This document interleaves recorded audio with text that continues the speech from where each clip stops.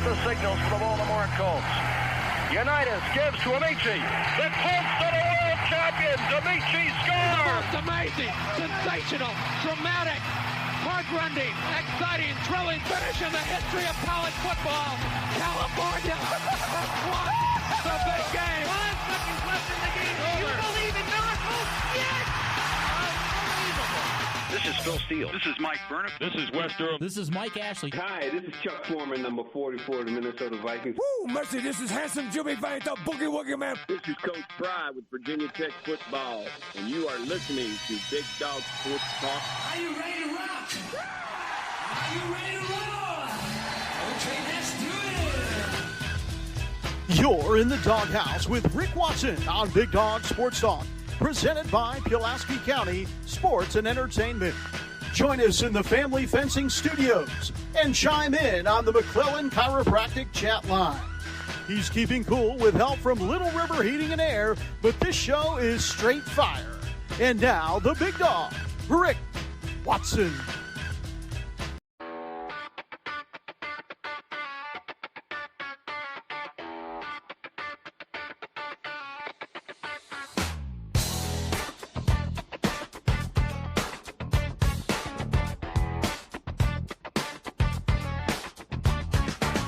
Rick Watson's got the mic, he's the big dog king.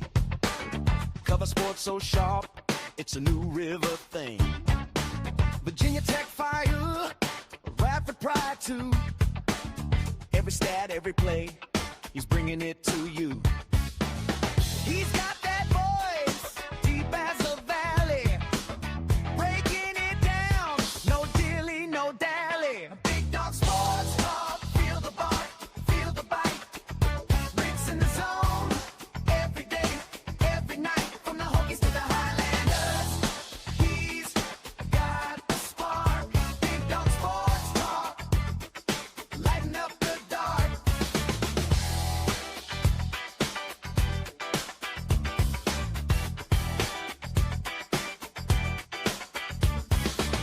He's got the scoop, faster than a sprint. Calling plays like a coach, every word's a hint.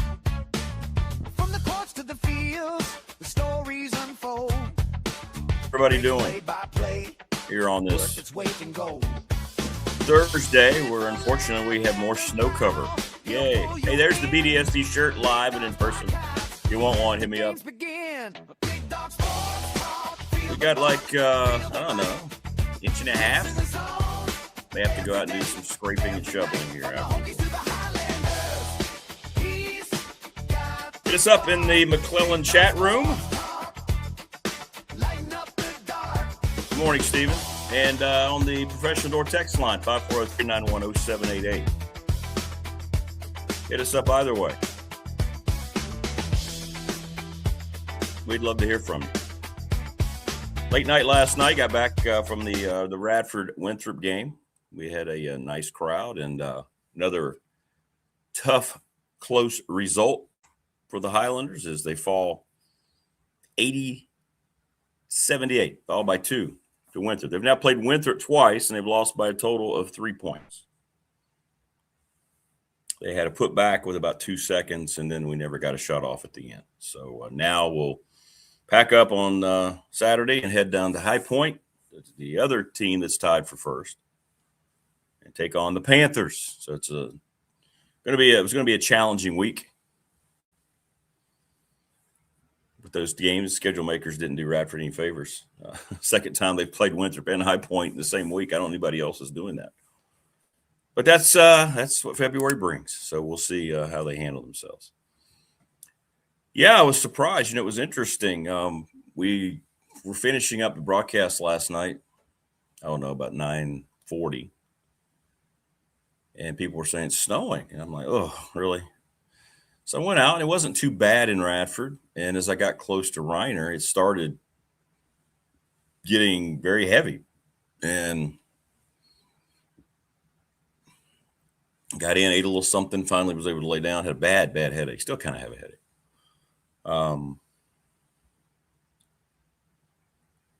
And it looked like it was starting to stop. And I thought, okay, well, then I wake up today and then boom, Jeep's covered, driveways covered, sidewalks are covered. So I don't know. We must have gotten some more last night. So can't wait for the 50s next week.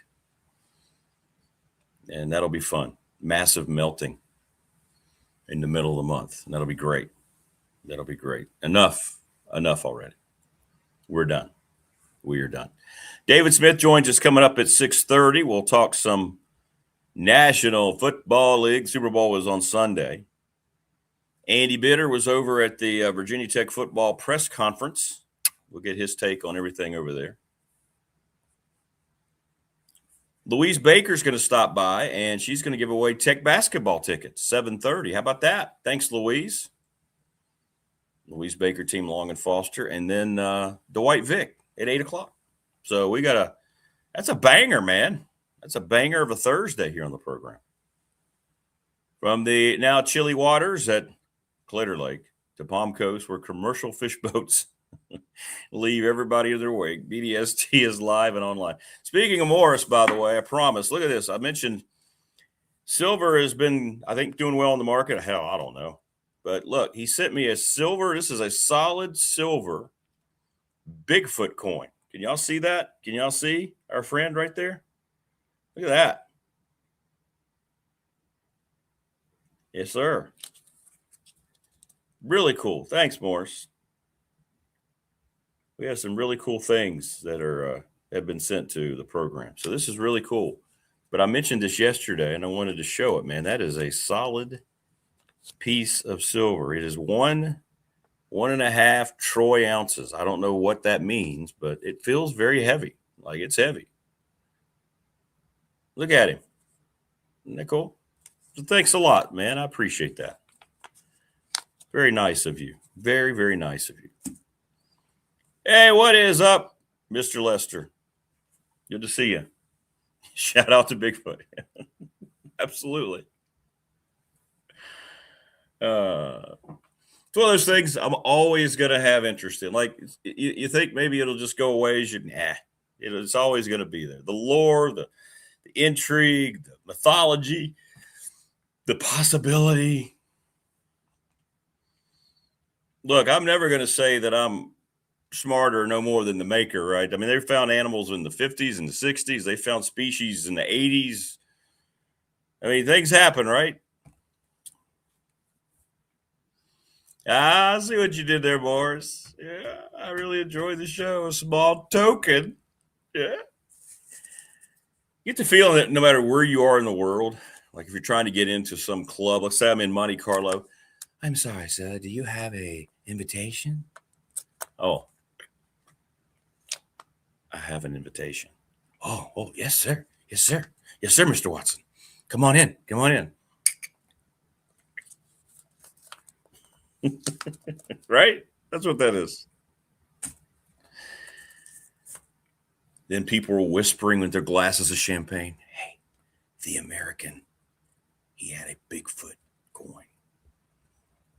Ooh, big wig. Don't forget and use it in a slot machine. Yeah, the coin worth whatever I would get out of the slot machine. Yeah.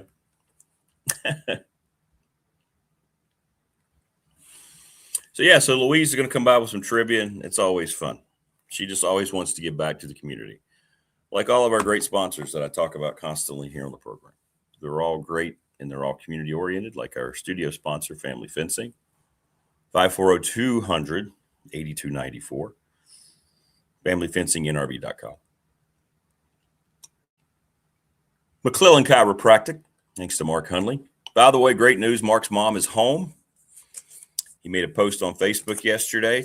Congratulations, Marco. Very happy. Go get your back straightened out with Mark Hunley.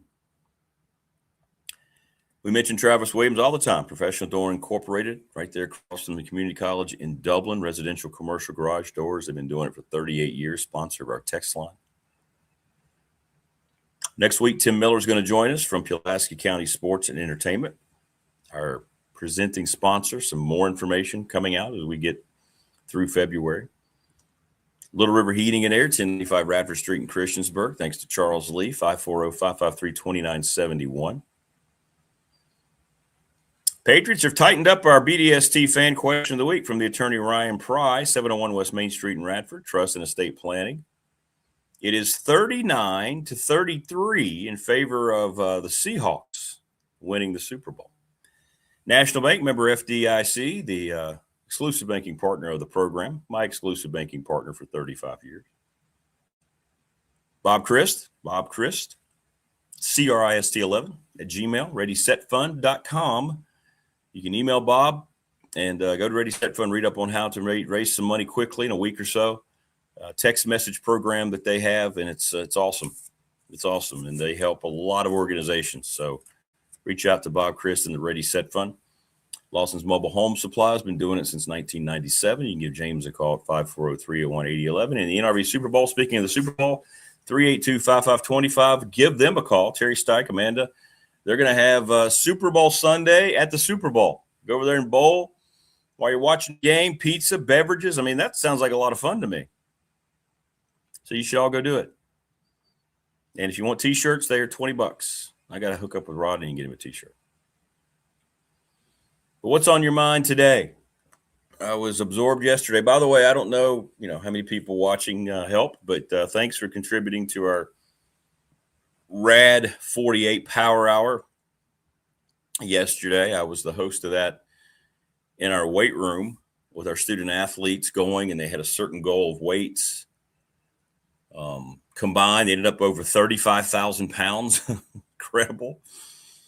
And we had to have 10 new donors. We had a donor say if you got 10 new donors within the hour, that they would pledge an extra $1,000. The Rad 48 program wraps up today at noon. I don't know where the overall totals are, but that was fun. And I just seeing our young people, and they're so appreciative. That was fun. Just went in there and kind of ad-libbed a live broadcast for an hour, and it was good. So thanks to everybody who helped us out. That was great. TLB says you should have Ron Shelburne's mom. She may send cookies. Yeah. Even if I'm not recruiting him, she might send cookies. That was funny, wasn't it? That his mom still had cookies, even though he'd already committed to Radford.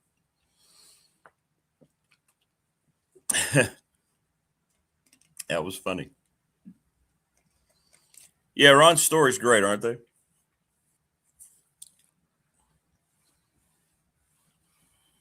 Yeah, Ron is a great dude. Ron is a great dude. As you know, Morris, you've known him a long time too. He's a terrific guy. Please subscribe, like, and share our channel, by the way. A lot of messages came in yesterday. I did not watch it. People were sending me updates. What were your thoughts if you did watch it? We're going to talk to Andy Bitter about the tech presser. I know there were a lot of things that I got sent some stuff. It's interesting, some posts that were made about it. It seems like tech fans did you hear that? That was the silver coin falling out of the bag. Did you hear how heavy that was? I better get that thing put away. There we go.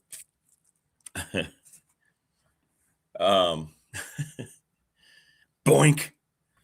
That's real silver right there. If it wasn't, it wouldn't have made that sound. Seems like mixed reviews. What'd you think? If you watched it, he pretty much, it was done to control everything is what it was. It was done to remind people that he's in charge. That's basically what it is. And apparently he told local media, hey, we're giving you access today. We're going to let you do your job, but don't always count on it. And next year we might not even have any. Okay.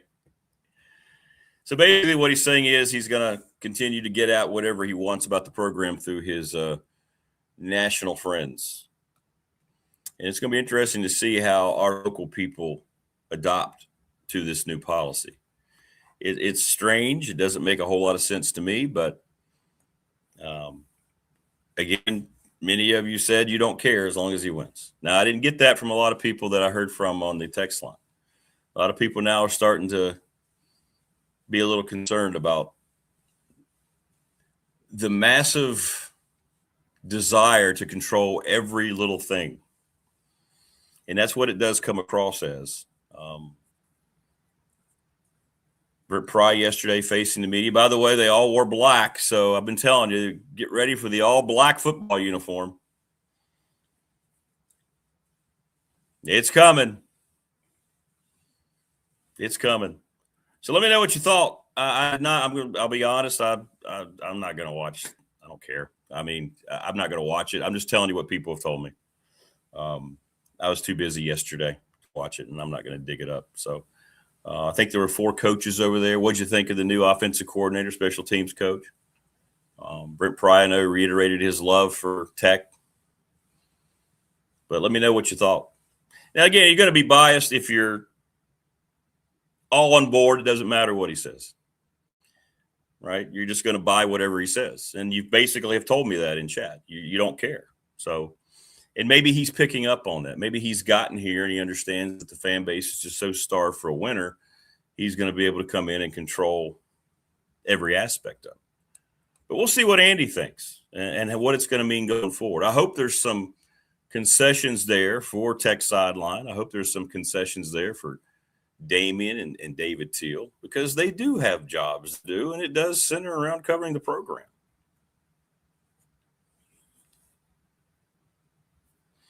Morris says the presser was not just coach speak, it was coach bloviating at its peak, blah, blah, blah, blah. I know, according to Chris Coleman, he opened up with like you had 20 minutes to ask questions. You had 20-minute session, right, with Franklin. But he comes out and he talks. I think Chris timed it for 13 minutes. I don't know what all was said, but that only left like 7 minutes. And that's not by accident. He's not just up there losing track of time. He did not want it to be, he did not want it to be, again, something he didn't control. But I got some interesting text messages, and we'll share some counterpoints so we're not all in an echo chamber. Well, I never want this program to be an echo chamber. Nothing worse than an echo chamber where everybody's just, seal clapping like they do at award shows. Differing thoughts, differing opinions. That's what it's supposed to be about in this world. But we have to take everything personally. So let me know your thoughts if you took the time to watch it. I'm guessing you did. It might be the only time you hear from them for quite a while. It sounds like it will be until we get close to the spring when you can actually start workouts and so forth. And, they finally released all the coaches. People were talking about the amount of coaches and so forth. And we were wondering when we would get official word, and that came down yesterday. Yeah, I'll be interested to see what Andy says. Yeah, I want to see what he says so nothing's taken out of context, Prometheus. Yeah, I want to see what he says. People that sent stuff to me said they were going to limit access. I hope for Andy's sake he's going to have access. We'll see how confident he is going forward. And see what he thought of the offensive philosophy. That was the main thing yesterday. I didn't really care, what Franklin was going to say because he's going to handle it his own way. But I did want to get some vibes about what the offense is going to look like. We kind of know what the defense is going to look like already, under Pry. That's not going to change too much, I wouldn't think. But, offensively, it's going to be interesting with a guy who's never been a play caller. How similar will it look to what Franklin wanted to do at Vanderbilt and Penn State? So, and what develops out of it? And again, how do the pieces fit together? And that's just what I'm going to do now going into every spring session. I think we all have to adapt. Nobody's really going to know until you start seeing the pieces come together and how it works. And the biggest problem, if you do cut off local access, I don't know how much information we're going to get with the development of the team. I guess that's why the spring game is probably being highlighted as being the reveal. And you talked about a big crowd, because I don't know, even in the past, even with Pry was there, you could get updates. He used to come on the radio show during the spring, and talk about the progression of the battles at quarterback or the O-line. And it was cool because you could kind of follow guys. And then when you watch the spring game, you could kind of see the culmination of it.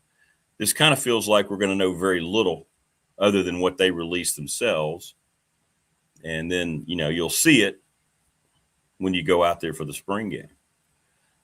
People on the text line ask me, I don't know. You guys tell me if you watched it. Did they address, are they going to have open practices for the press? Are they going to, have the, what was it called? When they invited the wives and mothers, the women out for football camps and stuff like that. I thought that was always a great thing. I don't know if they talked about any of those things or not, but just let me know. Let me know. But again, this just comes down to they're going to control all the information. And if you're okay with that, that's your choice. If you're just going to trust, and I think that's where I'm at, if I'm not mistaken, right? You're all just going to basically blindly trust here.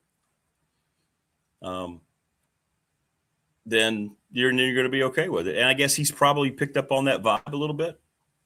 He's been here long enough already and probably talked to enough people. The one thing, and y'all tell me if it's right or wrong, the biggest kickback I got on the text line was he said he didn't come here to hire friends, yet he hired his best friend as the defensive coordinator. Was that what was said? I got 7 or 8 text messages about that. Big Al hit me up on that one too.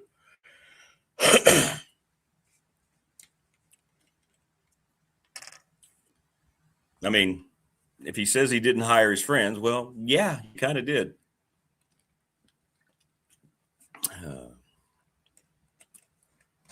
But I hope it works out for Brent Pry. I do. Hope it works out for him. Not sure what I want from the program. What do I want from the program? I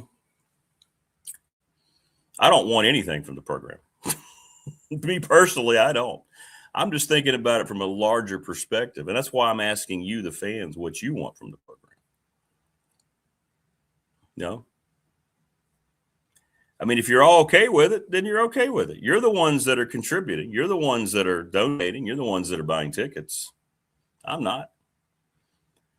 But I hate to see local people shut out that are trying to do their jobs. I mean, these are my friends. These are people that we know do a good job. I don't like the immediate assumption that they can't do their job or you don't trust them to do their job. I don't understand that mindset. Does that not come across as a little bit arrogant to you, Chris? And I'm telling you this, it comes across to me as if, like, for instance, the only reason I came back to do this damn show was because of the community, right? So I come at it from a different angle. I would not have come back just for myself, but just for you. And look at the great time we had. This show works because of what we have from a community standpoint, from an interaction standpoint with all of you. And I value everything you say. I try to take the time to answer you on chat. I try to take the time to answer when you send me private messages. That's why we call it a family. If I were to come in and just do my thing and not care about what you said and want this to be an echo chamber, right, then I think that would take away from what we are. And I just think if you're coming in and you're telling local media you're not going to have access or limited access, it's kind of a message to the community, because the community is relying on those guys. You're going to get it honest from people that you know. You see Andy and Damien, Tech Sideline people. Everybody knows Chris Coleman, Will Stewart. David Teal's done this for 40 years. These are people that you rely on for information. And if you're local people are being shut out or limited, doesn't that tell you that the guy making those decisions doesn't necessarily value you as a community as well, because that's where your information comes from? That's just my opinion about it. And if you're as successful as he has been, I don't know why you feel like, I don't know if it's a situation where you're trying to get ahead of things. I don't know. But you should have enough confidence to be able, you should be able to trust people. This just reminds me, I'll tell you what it is, Chris. It just has the same vibe of Justin Fuente and the mindset that he and even Witt took when they got here. Nothing that came before really mattered. It was all about starting all this new stuff. It was about getting the old out of the way. And we all saw how that went.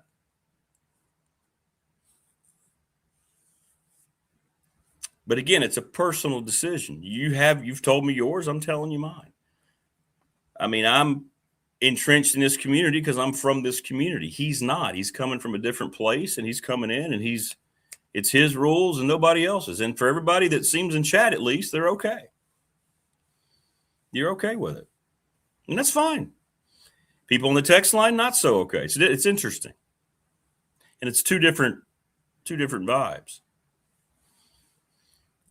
If he starts losing games that they should win, I have a feeling that the vibe in chat's going to change.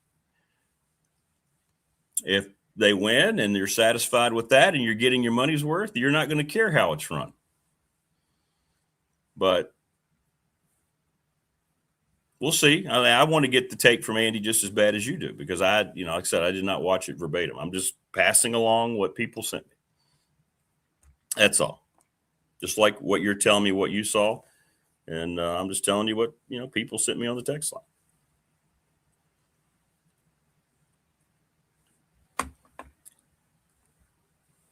So I don't know.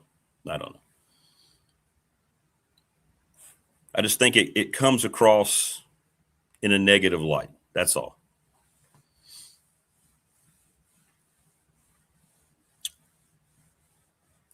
And I'm telling you, these local people, you're going to tell me that the bozos at ESPN, who know absolutely very little, if nothing, about anything they talk about, are going to be more qualified to talk about Tech's program when they're from a distance. And by the way, once the VMI game happens, you won't hear anything from the national media about Virginia Tech until they play a bigger game. It'll just completely go away. Whereas the local guys are going to be there. Damian mentioned that yesterday. They're going to be there week in, week out. Week in, week out. Well, we hope joining us week in and week out going forward is that gentleman. He is David Smith, the Radford University. We got Radford Hall of Famers everywhere. We had Ron Shelburne on yesterday. Now we got David Smith. My goodness. Well, along with post-player dominance. What's up, brother? Well, you had Rick yesterday and you're settling today. I mean, Ron, I should say. You had Ron Shelburne. Never. Ron Shelburne. He got some stories, my man, doesn't he? He's got a few stories. He does. But what was great, he told that Winthrop story, and you could almost just picture the whole thing, right? Playing down at the Coliseum, and you could just see him down there hitting that three. Yeah, I tell you what, Ron, we all know Ron for a long time. And weird story, Rick. I was an assistant coach. The 1 year I did do it, maybe you didn't know this, maybe you don't care, on Coach Davis's staff when I was finishing my master's degree. When we were recruiting Ron. And so I went over to see him a couple times, and the thing I did not love about coaching at all was recruiting. Did not love it. Everything else about it was amazing. I love being on the floor. I love the tactical part of the game. I like the strategy. I love all that stuff. I'm just a nerd anyway. But I went and saw him, and I remember thinking he would be a perfect fit for Coach Davis's system. But his coach at the time, Pat Burns, had such higher aspirations for Ron, and as he should. He was almost dismissive of me even being part of that, or even Radford being part of that. And but it's funny how things have a way of working themselves out, because my recruitment was very similar to Ron's, in that Radford was in the mix, but I wasn't sure it was going to be the one. and then things have a way of working themselves out. And I'll bet you could probably ask about 100 Radford players, former players, and they will all tell you the same thing. Well, we knew about Radford, but we felt we would, and then you got there, and guess what, Rick? Couldn't have been a better fit. I mean, we talked about Javonte Green, just went in the Hall of Fame 4 months ago or so. The litany of people who come there, they all talk about how it all works itself out. And Ron Shelburne is case number one for that, for sure. Yeah, there's no doubt. And then, Winthrop's there last night and talking to Mark Prosser. That rivalry, and you played in it, feels like to me now, David, it's with Liberty out of the league. Longwood's kind of a new thing. It's not there. I think Winthrop's probably that one big rival for us. Well, and what it is, Rick, it's the Winthrop and Charleston Southern, which was Baptist when we played, Baptist College, are the two schools that were still around from when the Big South started. And so my senior year, not a David moment, but just the fact, we were starting the Big South Conference, but we didn't have the tournament yet. We were just putting it together. Coastal Carolina was in it, Augusta College. Campbell was in it at that time. But Winthrop was right there with us from the jump. They, along with us, have been in Charleston Southern, the only three teams that started it back in, I guess, 85, that are still part of it. So I think I agree with you, Rick. And Winthrop, I'll tell you, buddies of mine and I talk about it often. You got a great area to recruit. You're in Rock Hill, South Carolina. You're south of Charlotte. You've got the dual state area right there. You can sell that area. Rock Hill's a nice city. You're talking about a place you can get kids, and they always have athletes. Always got good basketball players. I mean, they've always been a problem. You talk about the Greg Marshall years. I mean, not only did they win, Rick, they went to the tournament and won. So they weren't just representing this little fluky 16. And I remember they were one of the first kind of mid-majors or lower major schools to not get a 16 seed.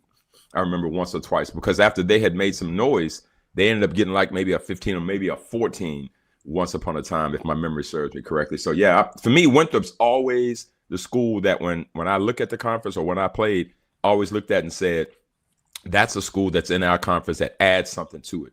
That's a good school. I think I'm with you on the Longwood thing. They're wanting to be that, but to me, when Liberty was in it, when it was us and Liberty, that was the one.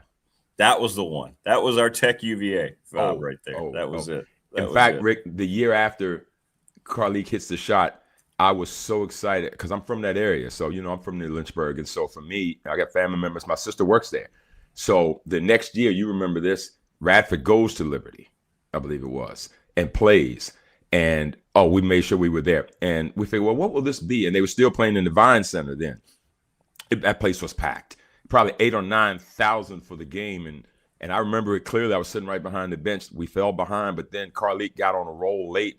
Brought them back and had a 3 to send that thing to a tie. Missed it. I think we lost by 5 or 6. And I think that's the last time Liberty wanted anything to do with us. I don't think they'll even play us now. They won't even play us. Liberty won't play us. George Mason, we used to play them a lot. I don't think they'll play us. Richmond won't play us. So I know Darius used to talk about this, trying to get scheduling. Yeah. Some of the in-state schools won't mess with us anymore. And so I think VCU is one of the few that won't mind all the time. UVA and Tech, I'd like to see us be on a rotation with them. So and Mason wants to play us too. So that would be a good. Mason's really good. So but Rick, we used to play him every year. I know different era. We used to play Mason every year. It's great for our fan base, our alumni base in Northern Virginia. It's humongous. It'd be a great game to get up in DC in the Richmond area. But old Ron Shelburne's my guy, man. He's underrated as a Hall of Famer, but not underrated to me. I played against him a couple leagues later on, and I hated it. We got some. I tell you what, the quality of people from Radford, former post players, is pretty solid too. Good stuff. Well, thank you for that. I think that's me. That's you. All right, so we got this game on Sunday. That's what I heard. It's not very glamorous. It's just, it is what it is. Horrible uniform matchup. They both wanted to wear their throwbacks, but the league, of course, wouldn't allow it. So now you're going to get this bland all-white uniform against this mono all-navy blue uniform. It's going to look bad. It's a repeat of Super Bowl 49. What about the game? What have you looked at? I know you've been breaking it down. 2 weeks off. It kind of changes things a little bit. What do you see as an advantage? Who do you like coming into this thing? Well, Rick, this is a good matchup that no one saw coming. I think both teams were 100 to 1 odds to be there. You're talking about two coaches that are relatively new to the program. Vrabel year 1, I think McDonald's year 2, maybe. And so I don't know that we saw it coming. When you think about Seattle, the first thing you think about is how they're going to navigate out of that NFC West. You're talking about having to deal with the Rams twice and also having to deal with the Niners twice. The Niners had a lot of injuries, but winning that division alone, you find yourself beat up from just having to play through that gauntlet, and Cardinals notwithstanding. But then you start to recognize, even last year, that they were going to be led by their defense. And what a move. I wonder if we paid enough attention to them picking up Sam Darnold last year, right? I mean, that team, they had Geno had a great year last year, a really good year. Probably was a Pro Bowler, which whatever that means these days, right? When you think about Pro Bowler, but to me, Pro Bowl, when I think about that, is if you right off the top get named to the Pro Bowl, then I count you as a Pro Bowler. I don't care what the flag football thing says. I mean, if you are named it, that means you probably were one of the top 3 at your position in the league. Whatever happens, whether you opt out, I don't care about. But the point is his season earned him that label, which meant he played pretty well last year. But they did not find that to be enough. They literally went and got Sam Darnold pretty quick last year. Yeah. And what was even more weird about it is how quickly Minnesota kept saying no. And I know we talked about it, probably not enough. I don't know. Now, if you're Minnesota, you hear Justin Jefferson. You see him this week. He's like very subtle about it, but he's like, yeah, pretty nice to have a quarterback that knows the system. Would be nice. Yeah. It kind of works better when you don't have to learn stuff, myself and Addison. So, I mean, past history does not necessarily determine the future. And I think they were just so scarred by Minnesota, that is, what Sam Darnold didn't do. Should have probably paid attention to what he was doing. I mean, 14 wins last year, and we know what the quarterback means. And this year did it again. And so Seattle ends up the 1 seed, gets there, and they're in the championship. And Sam Darnold, they talk about led by their defense. But Rick, quite frankly, against the Rams, it was Sam Darnold's arm that was making plays, because Matthew Stafford. Yeah, because their defense was subject to the Matt Stafford event, and I'll tell you, he who probably win the MVP tonight. I think the NFL honors is tonight. He'll probably should win it, in my opinion. So winning that game tells me that Seattle is probably the most complete of the two teams. So when I think about Seattle, I think Kenneth Walker, by the way, what a running back he is. And I think he's a free agent this year. Yeah, he is. And there's just something it's something collegiate about Seattle to me. They seem to have youthful collegiate energy, and I don't say that in a blasphemous way. I just think that they play with a lot of energy. It's funny, if you didn't know that they were being coached by Mike Macdonald, you would almost think that they're a lot like the Pete Carroll teams in terms of the energy. They fly around. They have that when they wear that all dark uniform, they just seem to have that buzz about them. And so to me, there's Seattle for you. Okay, how you gonna knock them off the block? And then you come over to New England.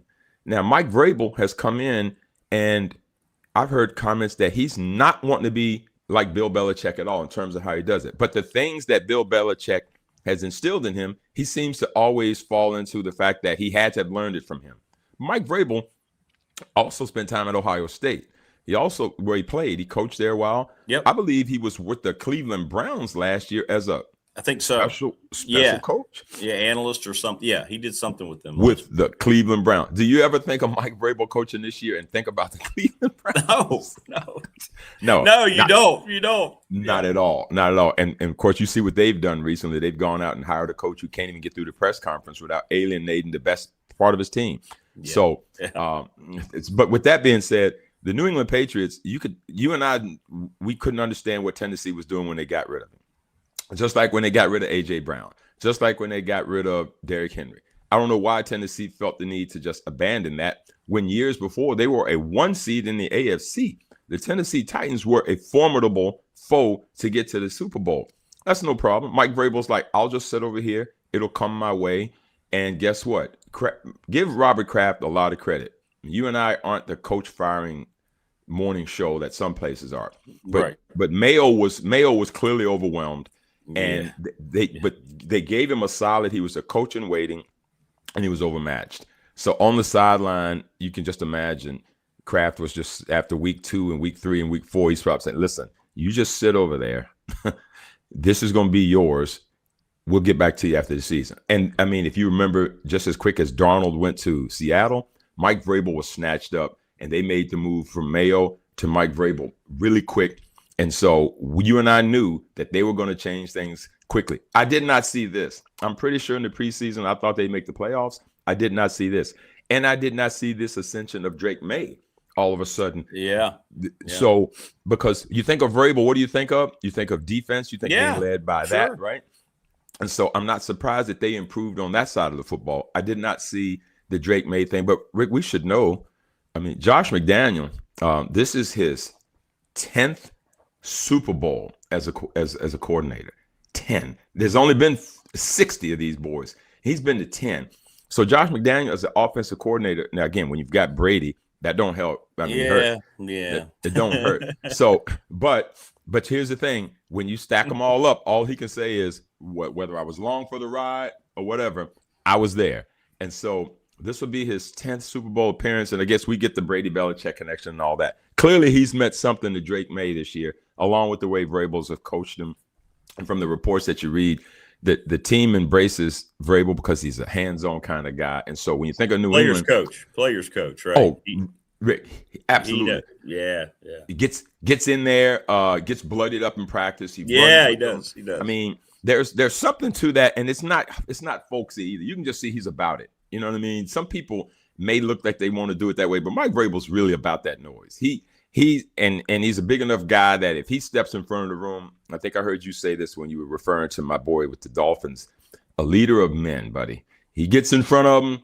There is no playing around. And, you see in his post-game press conferences and stuff that we see, he's like, we're going to celebrate this tonight, and tomorrow we get into work. He says, because we haven't done a thing. So he keeps them right where they need to be. And unfortunately for me, that's an AFC East opponent I'm going to have to deal with for a while now, young quarterback and a new coach. And I'm a Dolphins fan, so I'm going to be looking up at them for a little while. So when you think of New England, you feel pretty good about where they are. I will say this, though, Rick. Drake May has not had to have a Superman appearance yet. He has not. He has not had it, And so I'm concerned if this thing gets to be 17-0 Seattle. Is this the type of thing where Drake May can come back and start slinging it down the field? Does he have the pieces to do that? Or do they need to stay on schedule? Who do you feel better about in that situation? Sam Darnold, if they need to come back, we saw it against the Rams where it got a little wobbly. Sam Darnold was able to make plays. They were starting to match each other. I don't know if I feel that way about Drake May since the postseason. He's got the shoulder that people are talking about. I don't think it's probably as bad as people are saying, but it's probably something. Do you feel like, Rick, I'm teeing it back up to you. Who do you feel better about if it gets to be wobbly and the team has taken a couple of shots, 10-0, 13-0, middle of the second quarter, got to make a drive? Do you feel like he can do that more so than Sam Darnold? Only because of his running ability. He seems like he's very smart when he needs to, go ahead. He wasn't afraid to do it at Carolina. He created a lot of big plays. He's not like some of these young quarterbacks. Like I saw Bo Nix this year really kind of hesitate, didn't want to run as much. I think May understands it's an asset for him because he's so big and he is fast and he can get around the edge. So maybe I do trust him a little more, even as an inexperienced. I don't think Darnold really has it. Now, Darnold has the experience. So maybe it's a wash, but I would trust him. I would trust him if a play breaks down to be able to try to create something. I think he's probably earned that. He did that against the Broncos in the AFC Championship game a few times. Things were covered up and he would, make something happen with his legs. So even on the snowy field. So, I would trust him.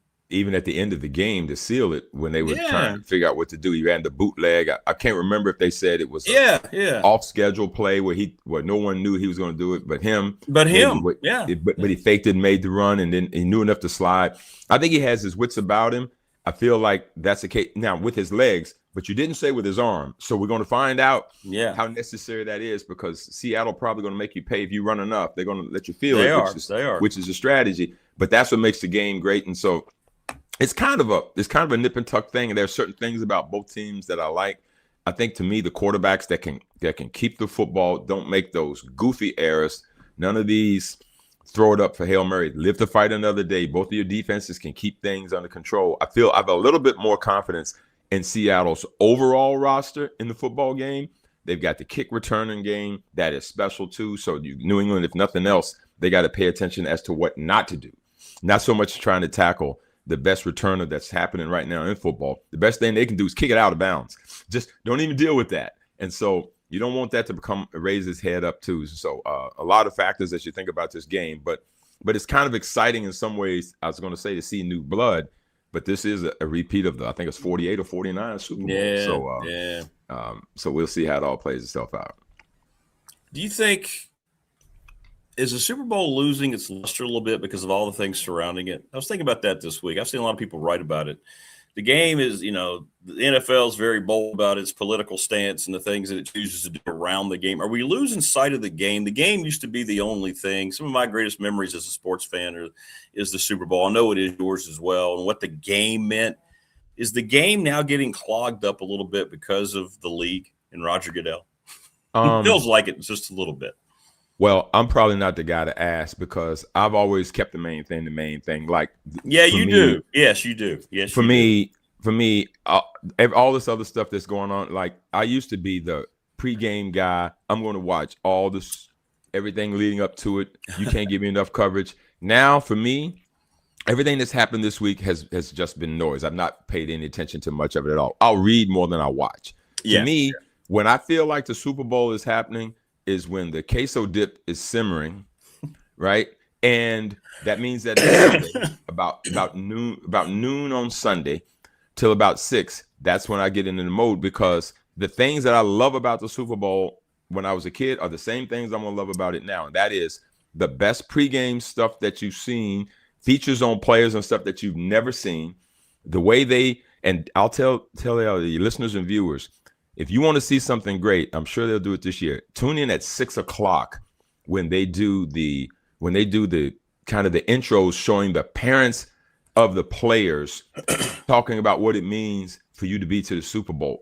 If you don't have tears, then you're probably not paying attention. Please, NFL, don't screw it up and not have it this year. I've teed it up. It's great. That's when when the stadium starts to get full and you see the guys warming up on the field. Because for me, I've never cared about any of the other stuff. I know it's all part of it.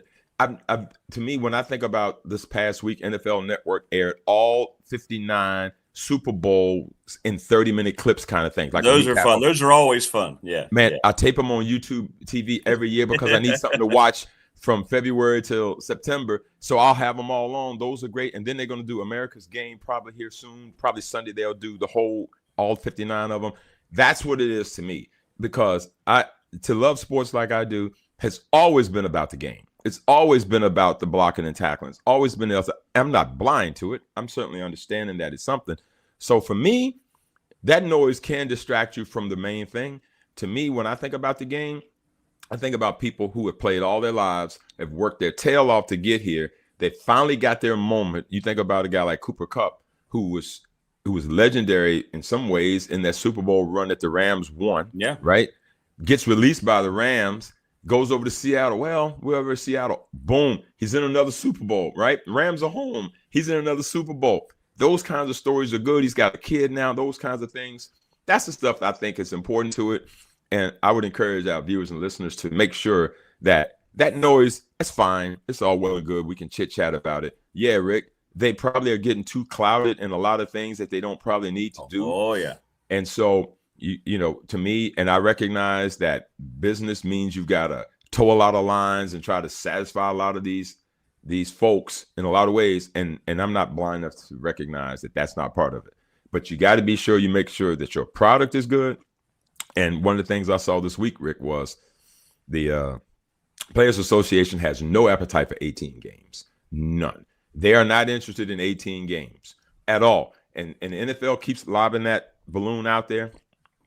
And the players keep saying, Pop, we're not interested in 18 games. So what's going to have to happen is if they're going to try to do these things, you don't want to ruin this thing, you're going to have to expand rosters and pay people more money, or they're not going to be interested in doing it. Even though the NFL is they're going to do it, Rick. They're going to play an international. No, it's going to be 18 games. Yeah, it's going to be 18 games. And there's going to be the international games are ridiculous. It's to make teams fly to Australia. during the season. Well, here's the thing: if you're going to do something like that and don't expand rosters, don't pay people more. The thing I was listening to, I think Mike Florio talked about it, Rick. To get to that, and I'm not getting off track of is a Super Bowl loss. This is just part of it. I think what they're going to end up having to do it, they're going to have 2 buys, which means that the season will now have to go back to Labor Day. Right. And 2 buys, which means, and I've been hearing that they've been wanting to do this forever, that they want the Super Bowl to be on President's Day weekend. That's an extra week on the back end as well. So they can have that audience that can watch the game on Sunday and have the federal holiday on Monday. So that would give them all that. Now that would bleed over into the NBA All-Star game, things of that nature. But that would be, to me, the only practical way to do it. And you got to expand the rosters. You can't just keep operating. I think they're 46-man game day rosters, which is absurd. It feels weird. Yeah. Think about what is college football dress now, Rick? Is I know they have 85. Is it 85? Yeah.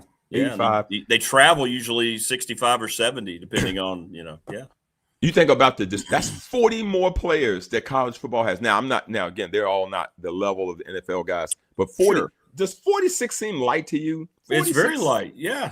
It seems super light when you think about 22 guys play. They only leaves, 24 guys. Some of them are special teamers. You think about it, we only carrying 2 different offensive linemen. We go on the road, all of a sudden you get a couple people clipped and you got guys moving around. It's amazing that they've been able to get through it that way. So, but to me, so back to your thing, Rick, when I think about the Super Bowl, I keep it in the main thing. I think NFL has got to make sure that they try to not be tone deaf on some of this. Sometimes I wonder who's in charge in terms of some of the things that they do. But even the coaching hires this year, 10 new coaches, 18 in the last 2 years, and only one's going to win the Super Bowl anyway. And you start thinking about some of the recycled coaches.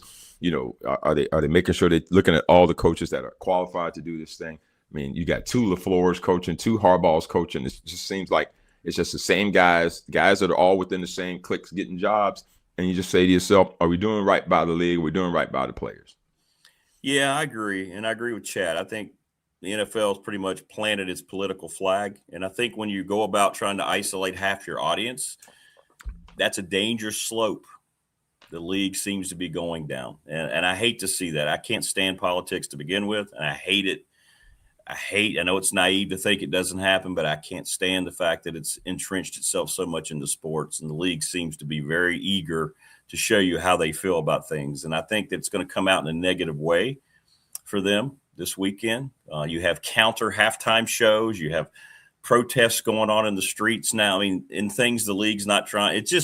It feels like there's too much around the game for me to be able to focus yet. But you're right. Once we kick it off and the game starts and you start hearing Tirico and Collinsworth, maybe all that other stuff will go away for a few hours. Well, and that's really what it's about. I mean, because for me, and again, I'm probably not the most popular guy to have a microphone and talk about stuff because everybody wants to hear about the burn and that kind of thing. So somebody else will give you that. For me, I'm trying to see if Sam Darnold's going to have the stuff to take that team down the field when it matters. Yeah. In front of X amount of people in an outdoor game. I think I should look at the weather. I think it's actually going to be okay. What a shame it would be if it rained. Yeah. I think it's going to be all right. So what a shame it would be if it rained. I think the only time I remember that was Peyton Manning Super Bowl over the Bears in Miami. I think it was Miami. And it rained the whole game. Like with the greatest halftime show to date with Prince. That's crazy. In the rain. In the Purple Rain, 2006, I think it was. Rick, of all games. So good. It never rains. I remember hearing Peyton Manning talk about it. He says, well, it's just a drizzle. He says, it never rains in the Super Bowl. It rained the whole Super Bowl. Of course, the Sean Payton surprise onside kick that changed the land. No, I'm wrong. That was the Bears game. Peyton was the next Super Bowl that Peyton Manning lost. Yes. So, 2006 against Lovie Smith and the Bears. That was the rain game with Prince. That's exactly right. No, you're right. Still the greatest halftime show forever. Think about where we are with halftime shows. What we had then and what we're getting this year. Yay! Well, you know what's funny about that is the Michael Jackson, when I read this, I did not know this, that it was to counter what was happening on Fox, who didn't have the Super Bowl, was In Living Color. That's right. Which had siphoned some of the audience, and the NFL was like, well, let me just go get the King of Pop. Let's get him. Who's going to watch now? And so that just led to a whole litany of different things as we move this thing forward. So now we're on to this, and each and every year it ends up being how can you top this, or how can you screw it up more? So we'll see what it all means. But nonetheless, the game is a star, and the queso dip is a star. If you don't know what I'm talking about, it's a queso rotel dip. Google it. You'll find out what I'm talking about. Right. It is fantastic. It is fantastic. Well, so are you. Next week, if you have time, we'll review the game, and we'll get in. I want to talk to you about the hires a little bit, and then we'll get in specifically with your Dolphins and so forth. I'd like to get your thoughts on all that. So we will, but we can't leave without making a pick, brother. So we are wrapping up the season, and we'll tally up all the picks that we made. I know we had some off weeks. So who do you like in the game? We're AFC guys, you and I. Who do you like? Who do you like? I'm going Seattle. Yeah, I am too. I'm not saying I want them to win, but I think Seattle's got a little more to them. That running game you mentioned seems to be more consistent to me. Yeah, so I'm going to go Seattle. As we know, the most complete team doesn't always win. The champion is the champion. Who plays well on that day matters. I mean, you think about the Arizona Cardinals with Kurt Warner and Larry Fitzgerald. They thought they had that wrapped up, and Big Ben comes down the field and he throws that ball in the corner to, I think it was Santonio Holmes. He tiptoes over in the corner with that play. So, again, it's why we watch the games. I, too, think Seattle's going to win it. And so, yeah, we'll recap the game next week, and we'll talk about these coaching hires, and then we'll also talk about, I guess, Rick, the draft is coming down the pike. I will tease with this. I think the Raiders did a great job. I know they did. But Rick, they had no choice. They had no choice. Yeah. They bottomed out. It laid there for them. All they had to do was get the right coach. It bottomed out for them. And I think they got the right guy too. I do.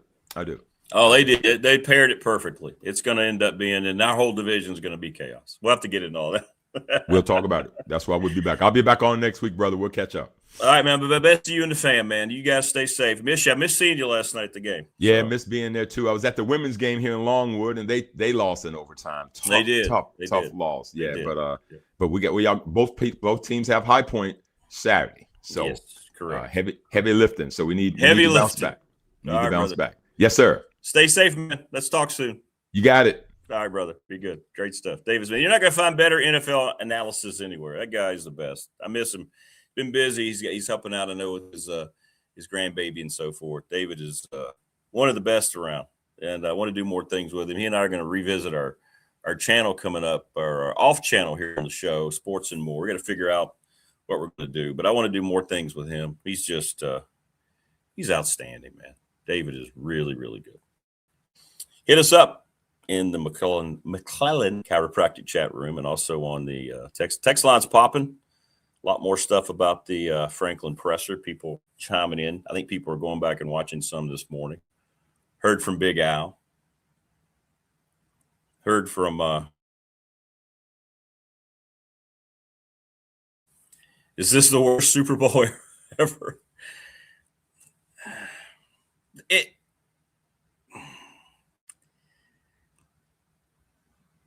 I don't know. I think I tried to express it there, Prometheus. It for me, and this is why everybody, how you feel is how you feel, and it's wonderful. And I hope people understand I mean that. I'm not looking for people to agree with my points of view, all right? That's not what makes us successful. But to your point, I'm more bothered by the things surrounding the game this year, because it feels like to me this year, the NFL has gone out of its way to tell you that it sides with one particular side of the political spectrum over what anybody else thinks. They kind of have tried to stay out of it. But this year, with the decisions they made, and this goes back to the whole discussion about Franklin and local media access and how it's going to go, actions will reveal all and will end any speculation. Actions end speculation.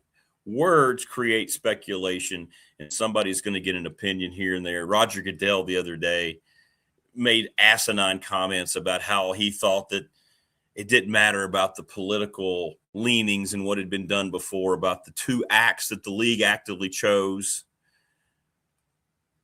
Green Day, Bad Bunny, who I still have never heard one of his songs, what they have said in the past, how they have aligned, how they've ridiculed people who disagree with them.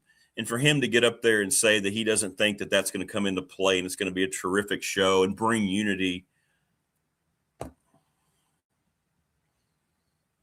it doesn't make any sense. You went out of your way to take one side. You're taking one side.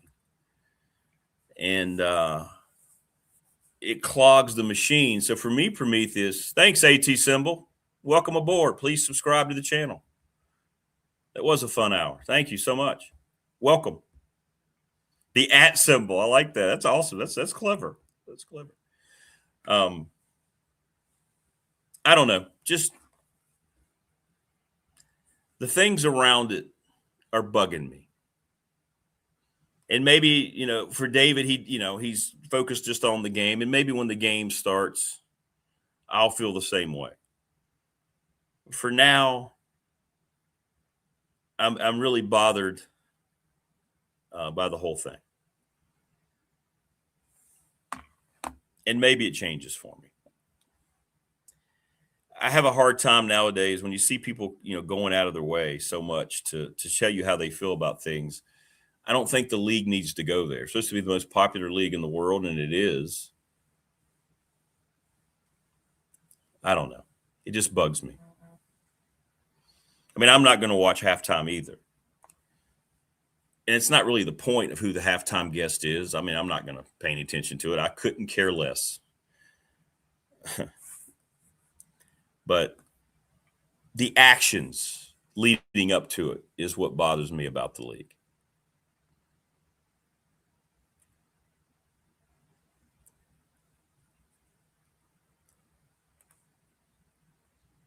Tebow says the last few Super Bowl halftime shows have been trash. Roger Goodell's made the NFL political. He has, 100%.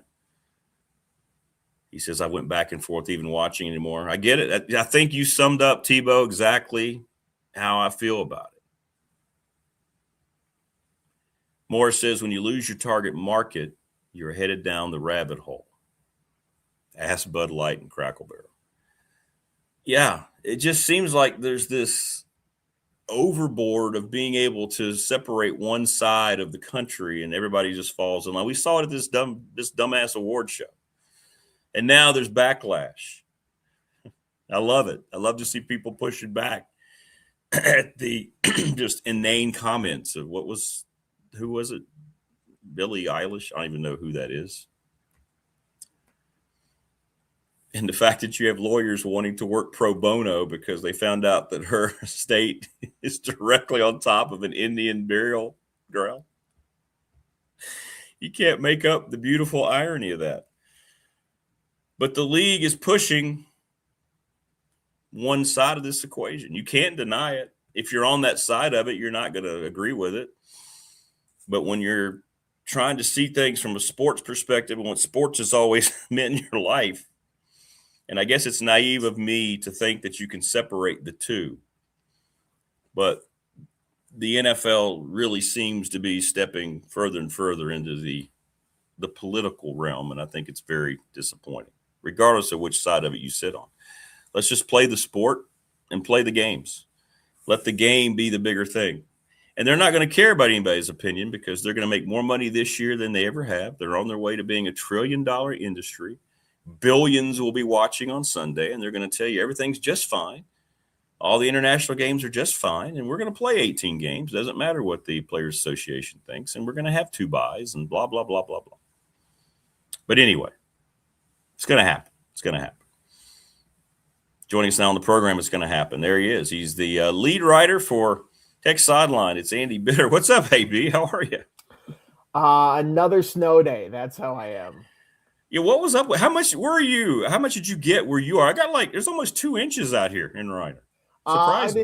I didn't even look outside. I'll be honest. I was asleep. I got the call. It's like it's 9 straight.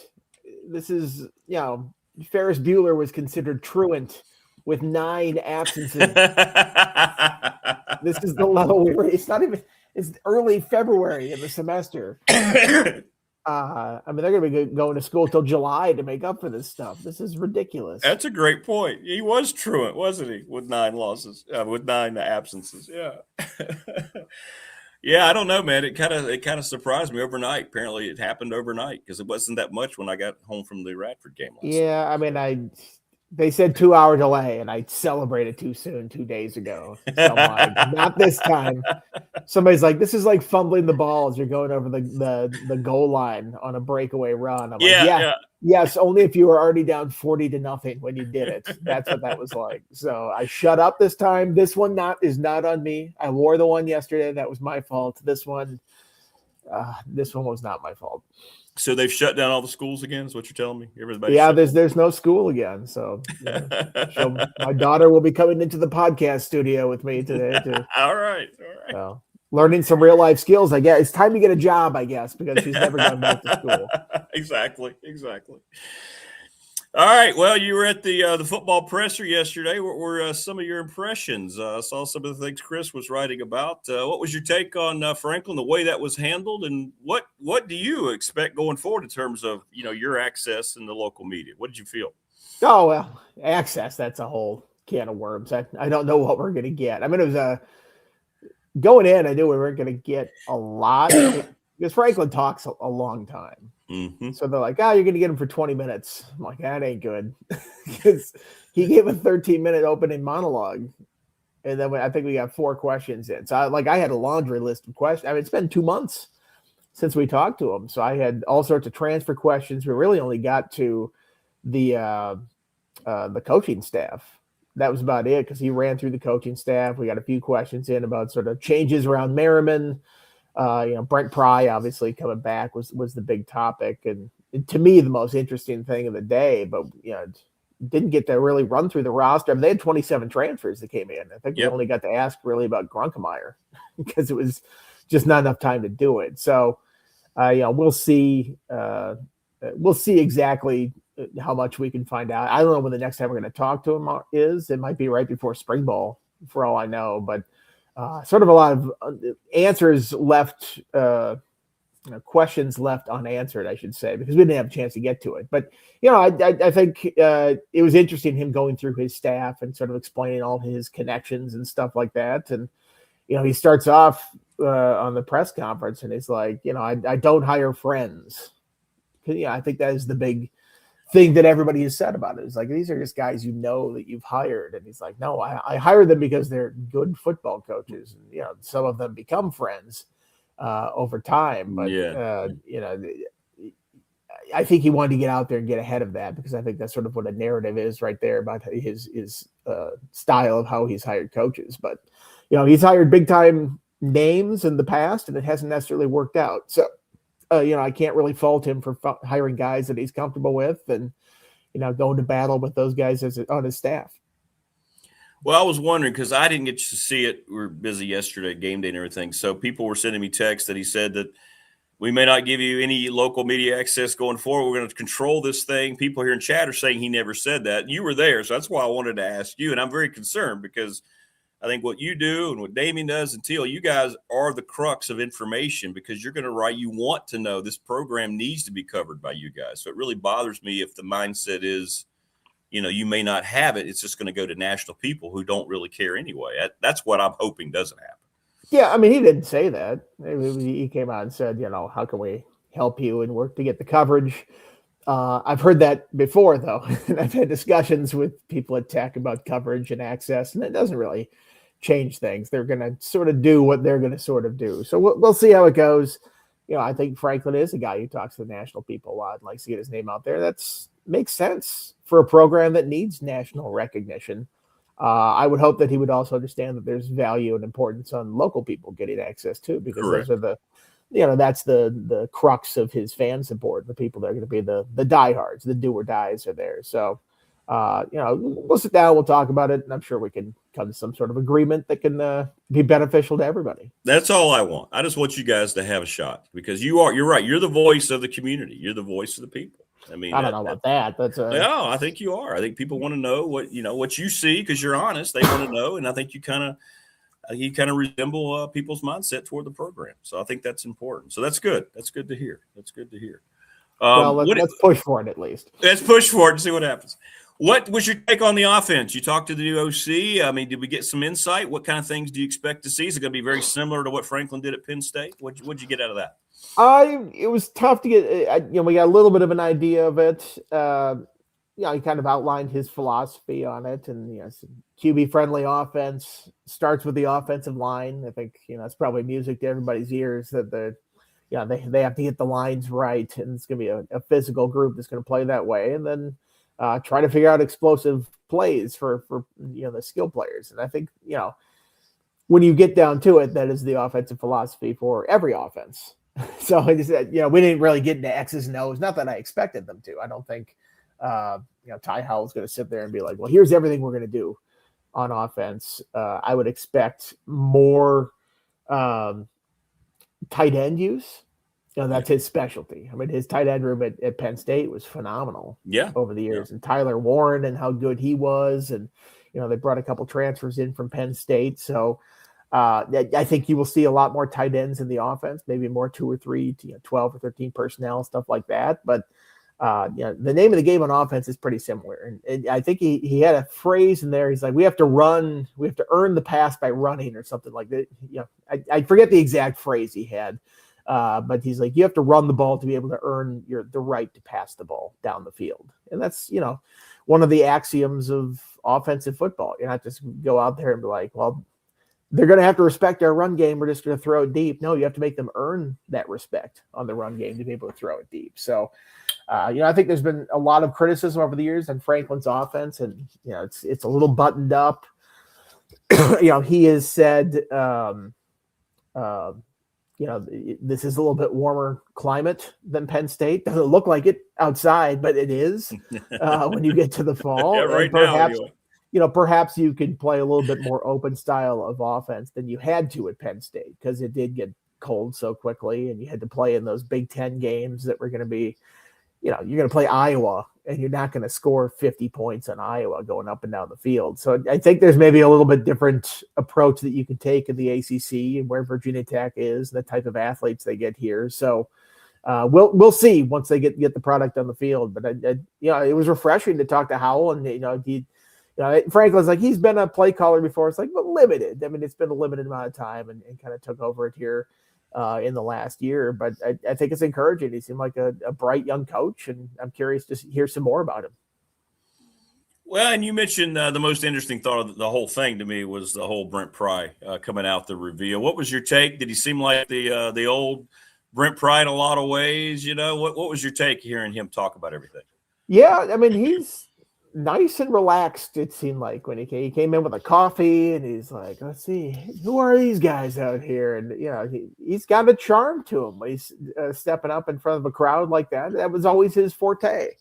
He was Mr. Positivity, Mr. Energy, even when the chips were down with Virginia Tech. That was never a criticism of him at the time. It was just, could he get the job done? But he stayed positive, stayed energetic through the whole process, even things were struggling.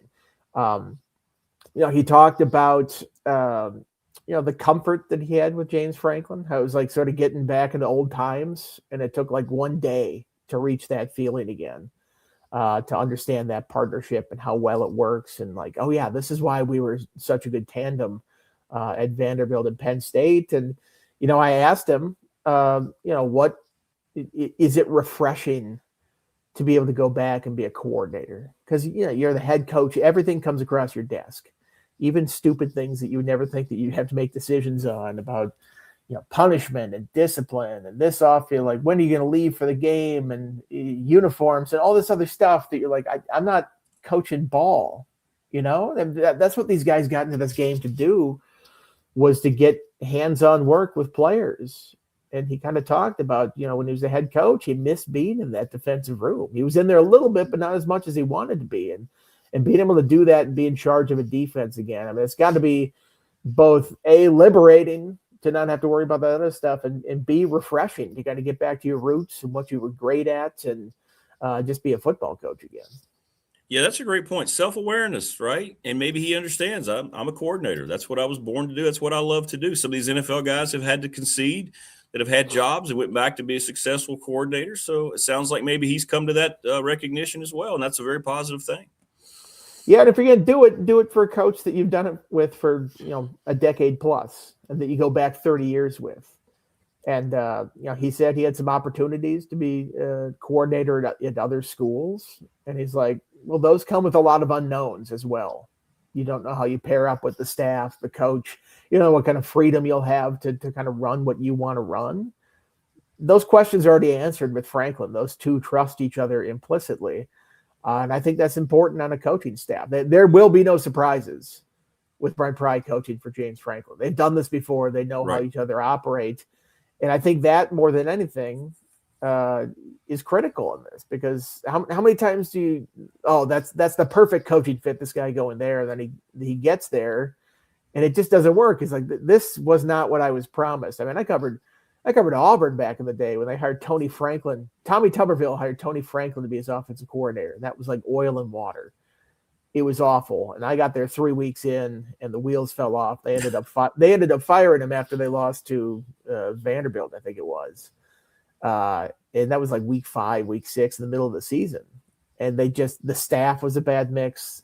The pairing was a bad mix. The offense didn't fit the personnel. You're not getting that with this. James Franklin knows exactly what he's hiring in Brent Pry, and I can imagine he's going to deliver.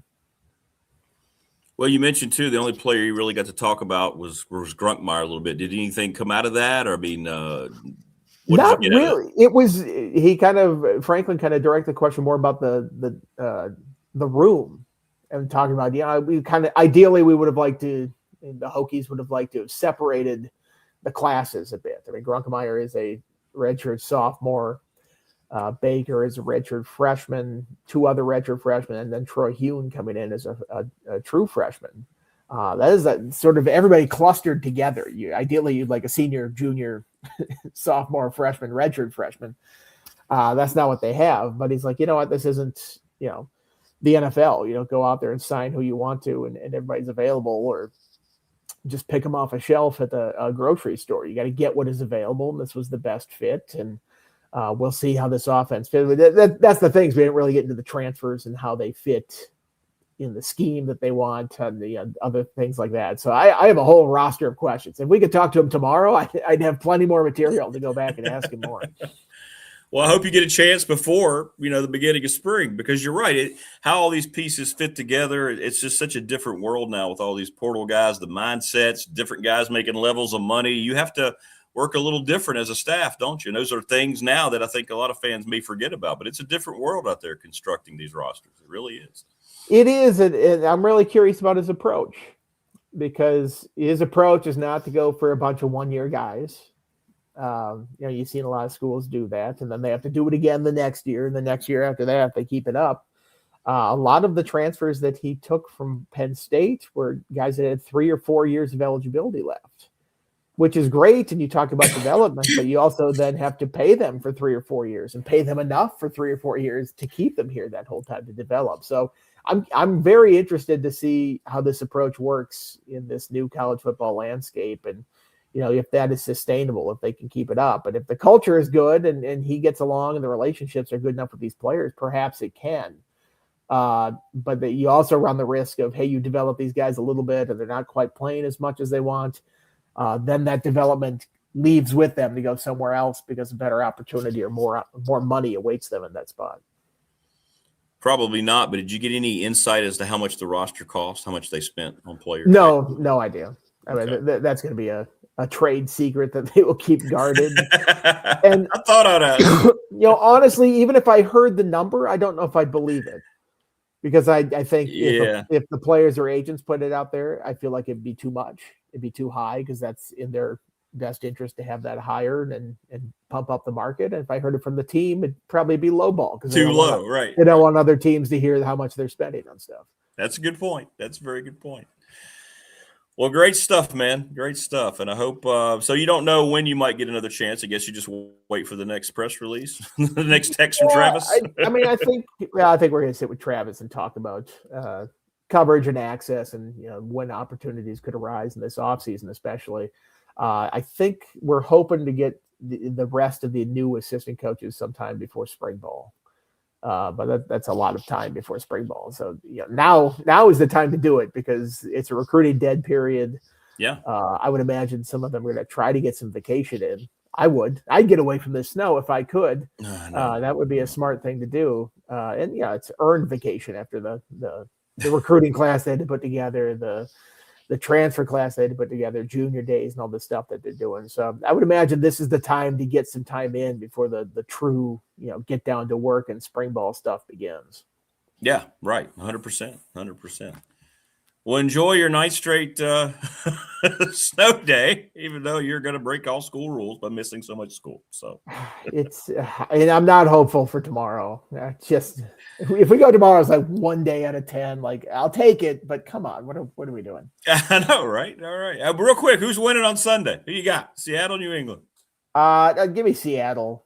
I don't like to pick the chalk, the favorite, but I just Drake May's kind of hurt, and the Patriots played on the way here. They've gotten pretty lucky with some of their quarterback matchups and some of the injuries that happened there. I know Vrabel's a great coach, and if you're playing him in a blackjack game where you're just trying to get to 21, perhaps that is an advantage for the Patriots. But I think this Seattle defense is really good. Jackson Smith and Jigba. I mean, I know the Patriots have a good cornerback that could sort of lock him down, but I don't know if you shut him down completely. I think he's just going to make some plays. I love the Sam Darnold story. As a Vikings fan, and I'm a little upset they let him go, and now he's doing this, but I'm happy for him. The guy's on his fifth franchise doing this. Yeah, I know. That's good to see. I love the storylines. I'm definitely rooting for Seattle. I mean, you have to be a pretty diehard Patriots fan to specifically root for the Patriots right now. But no, I rooting for Seattle, and I think Seattle will win. Okay, yeah, I do too. That's who I think is going to win. The best team will win. All right, man. Listen, have a great weekend. Enjoy the game, and maybe those 50-degree temperatures can't get here soon enough next week. So yeah, please. Just give us a little reprieve. Something. All right, brother. Thanks a lot, man. Appreciate you, AB. All right, man. You good. There you go. Andy Bitter. Good stuff for me. 9 straight snow days. Wow. That's a lot.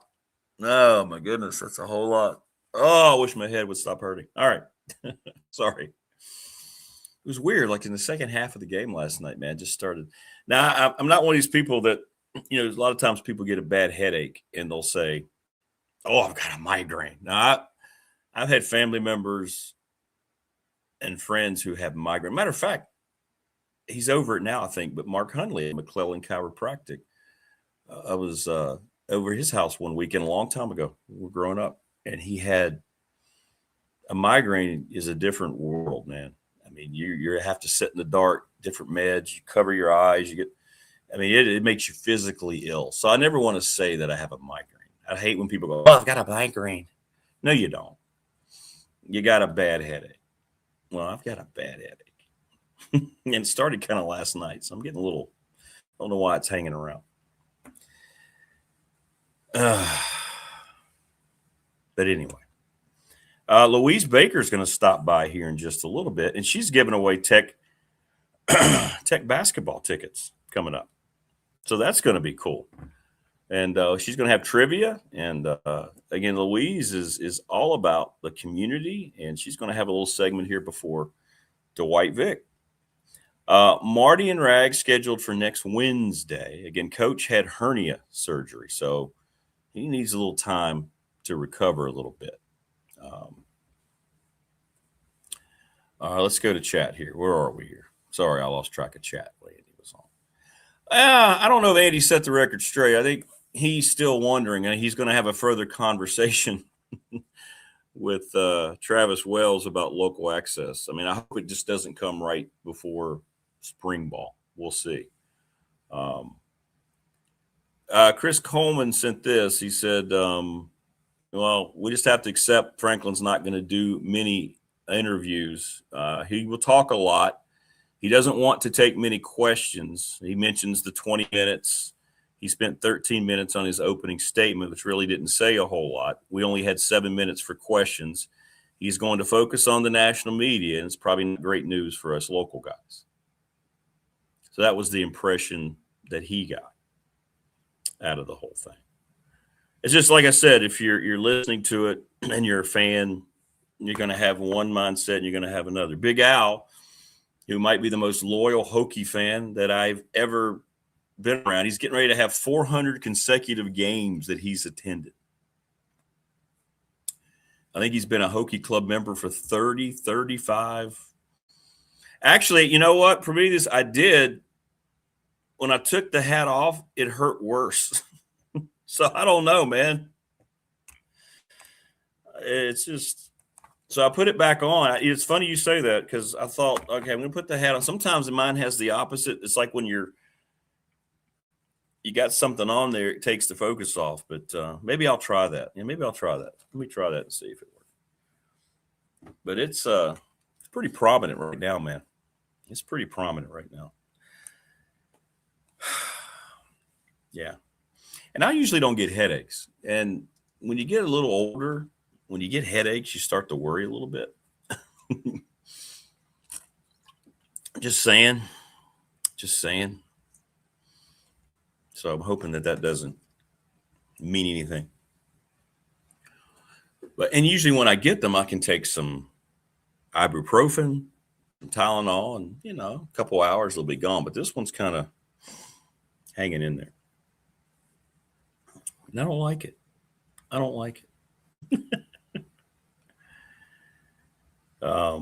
Big Al didn't have a positive impression of the presser yesterday. I'm not going to speak for him, but when he joins us here, he can chime in on our chat room or whenever he's back in here. I don't think he's in here today. People are mad about the snow.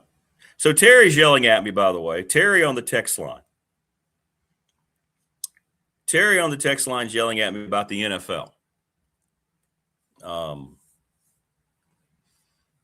He's saying he doesn't think the NFL has been political at all. All right. Terry, let me ask you an honest question.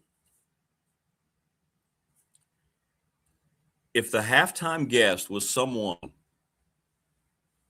who had openly sided with Donald Trump, right? Like, say, played at a fundraiser or an inauguration or said that they would not vote for the other side, do you think that they would be the halftime show at the Super Bowl? Do you think the NFL would have hired that artist who was that open about their politics that disagreed with what they thought? Do you really believe that, Terry? That's all I'm asking. Ask an honest question of yourself.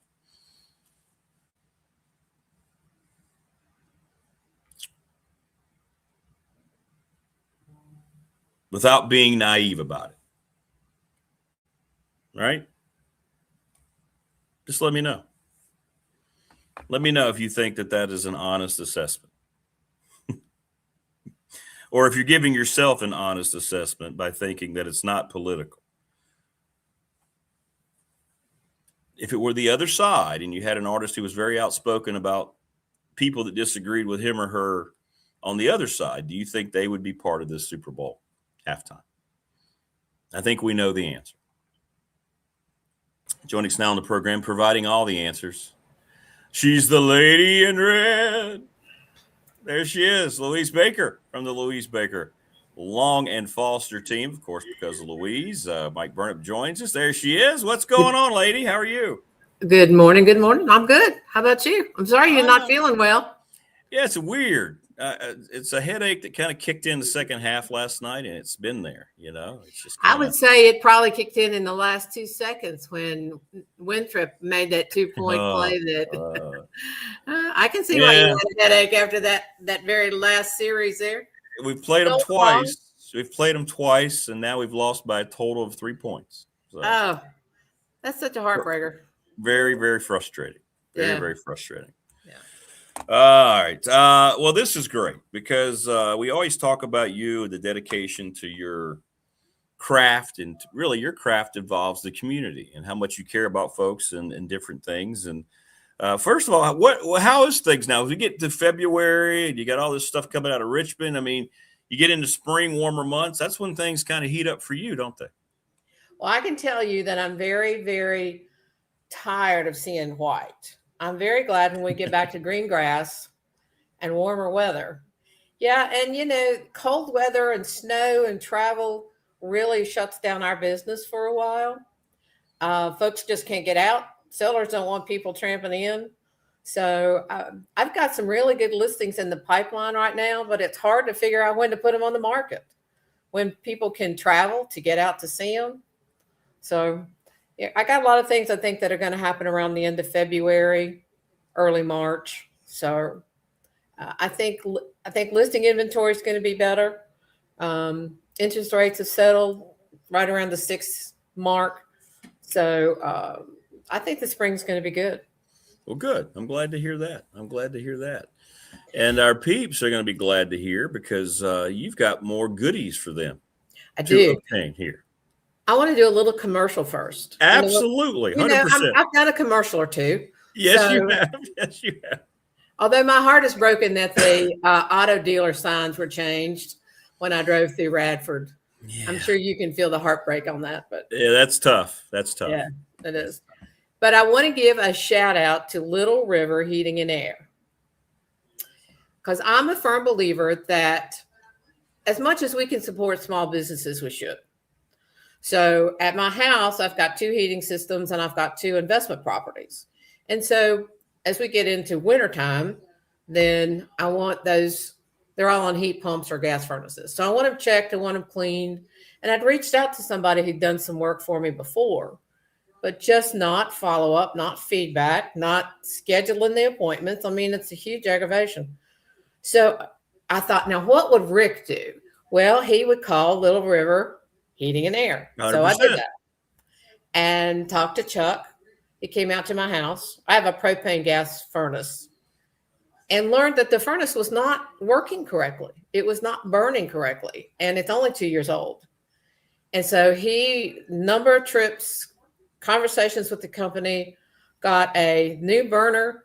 And the day before the first storm, he came out on that Friday morning, put it in. And so a huge shout out to that group. They did a good job for me. Did you talk about the show? Did you talk about me? Well, you were mentioned, yes. When I first talked to Chuck, I said, I am calling you because of Rick Watson and your sponsorship of Big Dog. So, well, we had somebody else this week. Yeah, on Monday they said, "Hey, I said, look, if you call Mr. Sink, those folks, it'll be the best call you ever made. You'll be taken care of forever. They're the best. That's awesome. That's great to hear. I love that.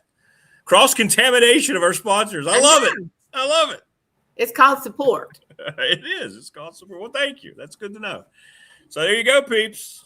Give Charles Sink a call. Little River Heating and Air. I'm telling you. Yeah, absolutely. Yep. Did a good job. Good job. Well, thank you. That's awesome. All right. So what are we giving away today for our peeps? We have women's basketball tickets. The Lady Hokies. Okay. The Lady Hokies are playing incredible right now. You have to love Mackie Nelson when she can make the ESPN top 10 plays in beating UVA on Sunday. There are 5 games left in their season. And one of them is tonight at 7:00 with Notre Dame. So everybody needs to watch. I'm not sure if it's on Extra or if it's on the ACC, but it is tonight at 7:00. And then the big one we're going to talk about is Sunday. They're back at Castle Sunday with NC State. And the tip is at noon on Sunday the 8th. So I have a 4-pack, family pack, general admission tickets to that game that we're going to give away. Okay. So I can either print them and they can pick them up, or I can send them electronically, whatever your listener would prefer, in order to receive the tickets. But Virginia Tech and NC State have a very long history of playing tough games in women's basketball. Their first meeting was January of 1980. So 46 years ago was their first meeting. Both teams right now are 8-3 in the ACC, with Virginia Tech having the more wins at 18, and NC State is at 15 wins. Their next meeting is going to be Sunday, as I spoke, And we're going to have a lucky winner this morning who's going to be able to go. Awesome. Wes Moore is the head coach for the Wolfpack, and he's in his 13th season. His record is 301 to 95. That's not bad, is it? Oh my gosh. When I was doing research for this, for a little build-up, that was so incredible to me that in 13 seasons, 301, and he's gone really high in the NCAA tournaments. You know, he's won ACC tournaments a couple of times. So, yeah, he's an incredible coach. So Megan's going to have her hands full, but I know she can handle it. NC State dominated the series until 2021 when Virginia Tech had a breakthrough win over the number 2 ranked team. On a tremendous shooting of a legendary three-point shooter, she led the Hokies to their first win over a top five opponent with 28 points. So to win the tickets, you have to tell us who was the player from this 2021 team that put them over the top for the Hokies' first win over NC State. All right, and we'll take that either here in the chat or we'll take it on the text line, the professional door text line, 391-0788. We're looking for the player, Louise just mentioned it, the player that scored 28 points to knock off North Carolina State back in 2021. And if you get it right, how many is it? It's 4 tickets for the game? Yes. Family 4-pack. It's 4. And it's a noon tip-off, so it'll be daylight and it won't be snowing. So it will not be snowing. That's exactly right. Well, you hope. I mean, I'd expected it to be snowing last night into the morning, but here we are. No kidding. Yes, no here kidding. we are. So again, they really do need to sell out Castle. They've got 3 home games left. Of course, Sunday with NC State. The Thursday, the 19th, North Carolina comes to town. And then on the 22nd, the last Sunday, is Georgia Tech. So we've got some really good games, and folks need to get behind this team and support them and sell out Castle. So the first 2 guesses, one here in chat and one on the text line, guessed the same player, and that is incorrect. Who did they say? Kayla King. Well, that's a good guess. From David Mabry and here in chat. And Michael on the text line said Kayla King. It is not Kayla King. We're looking for a different player that had 28 points. It's not Georgia Amore. I've gotten 3 on the text line. So your questions, people have been thinking about it. Not Georgia Amore. Should I give him a hint? No, I believe we have a new leader in the clubhouse, Tebow. You want to go ahead and give the answer? Because Tebow has guessed Aisha Shepard. Ding, ding, ding, ding, ding. Yay, Tebow, you got it. You got it, Aisha man. Shepard. That was great. She was from 2017 to 2022. And she led the Hokies to their first ever win with 28 points. Nice. In January of 2021. Wow, 28 points against a team ranked number 2 in the country. That's impressive. That's incredible, I think. That's impressive. Tebow, are you good for the game? Can you go? You want all 4? Let me know, man. That's good. Yeah. Thanks, everybody. Now here comes people on the text line. Thank you, everybody who's sending texts. We just got the winner. Tebow was first. He was first by about a minute and a half here in the chat room. So thank you, everybody who participated. That was a good question. People were eager to get those. That's good. That's good. Well, so what we can do to support women's sports? Yeah. Well, yesterday was National Women in Sports Day, by the way. I know how much that means to you. That was awesome. It does, yeah. It really does. It really does. And, you know, sports is such a character building activity. And I mean, just look at how well Liz Kitley is doing. I love to hear her on ACC. And it is something to see her and Muppet McGraw, you know, on the ACC channel. She's like 3 feet taller than anybody else. But she's so poised and she does such a wonderful job with her commentary. Tebow, when I asked him if he was good to go, said, "Does a pound of flour make a big biscuit?" Yeah, he's good. No, that's good. All right, so Tebow, you want him to reach out to this number here, Louise, 540-320-0382. I mean, I don't want to give your personal info out, but what's the best way he can get a hold of you and vice versa? How do you want to handle that to get the ticket? Yeah, the number there is a cell phone number, so he can certainly text me and let me know the best way. Again, I can print them and he can pick them up, or I'm happy to send them electronically. And I can send them either on a text or an email. Because I know when David won the other set, he wanted it sent by email. And so that worked fine. So I'll get them to them however it works best for them. Okay. All right. What do you want to give your email? Do you want to do it that way, or how do you want to do it? I don't care. Whatever you want to do is fine with me. So, well, just have him text me first because it's a little easier.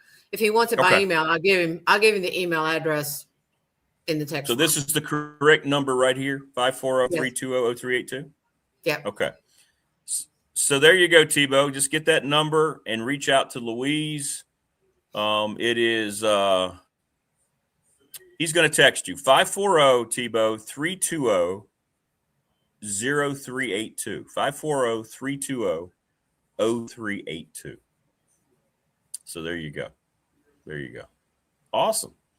That was a great question. We had about 8 or 9. We're still getting people trying to answer the question. So that was good. That was good. Well, yeah, she was good, wasn't she? That Aisha Shep, she was pretty good. Yeah, she was. Yeah, she was pretty good. And when I first started getting involved, there was a girl, the first girl I ever saw out of Australia, and I'll think of her name here in a little bit, really set some records.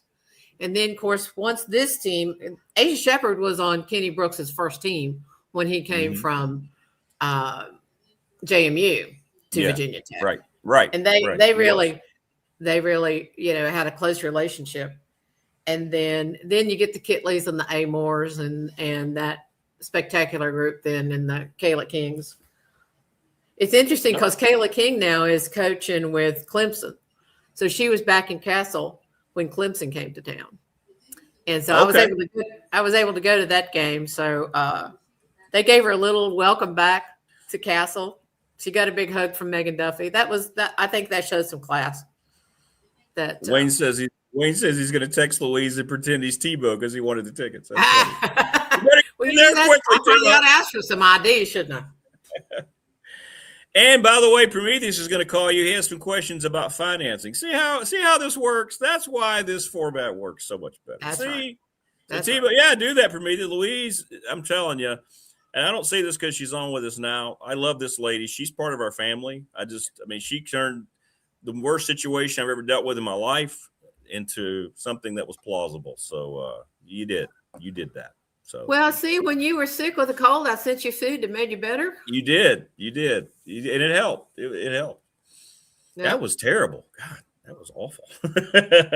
I'm getting not my food. Now that wasn't my brunch. No, the food was great, but I couldn't shake it, and now I got this awful headache. So, any headache remedies that you know of that you've ever had? I got a good pill, but I can't get it to you, I'm afraid.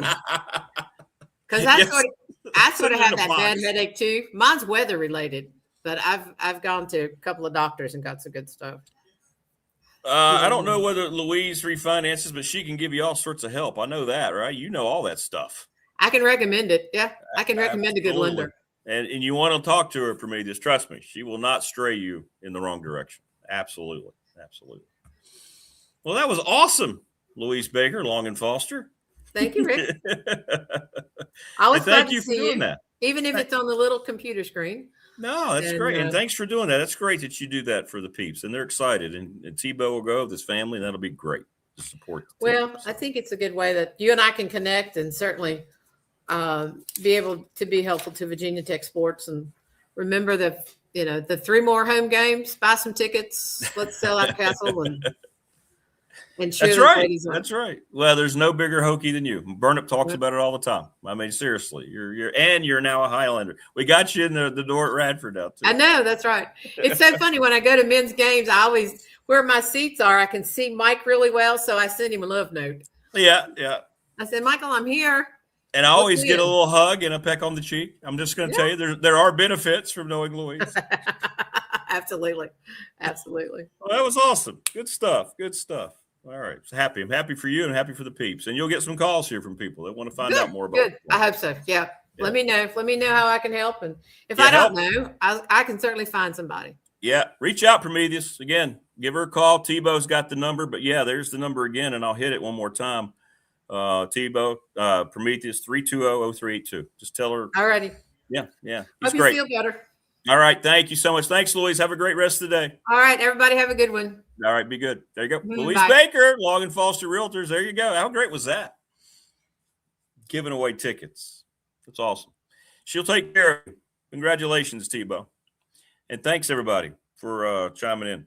See, that's what it's all about. See, that's when this whole thing comes together. Professional door text line popping. We got the chat room popping. We got cross promotions going on. Louise, Little River Heating and Air. We had Professional Door, Mark Huntley.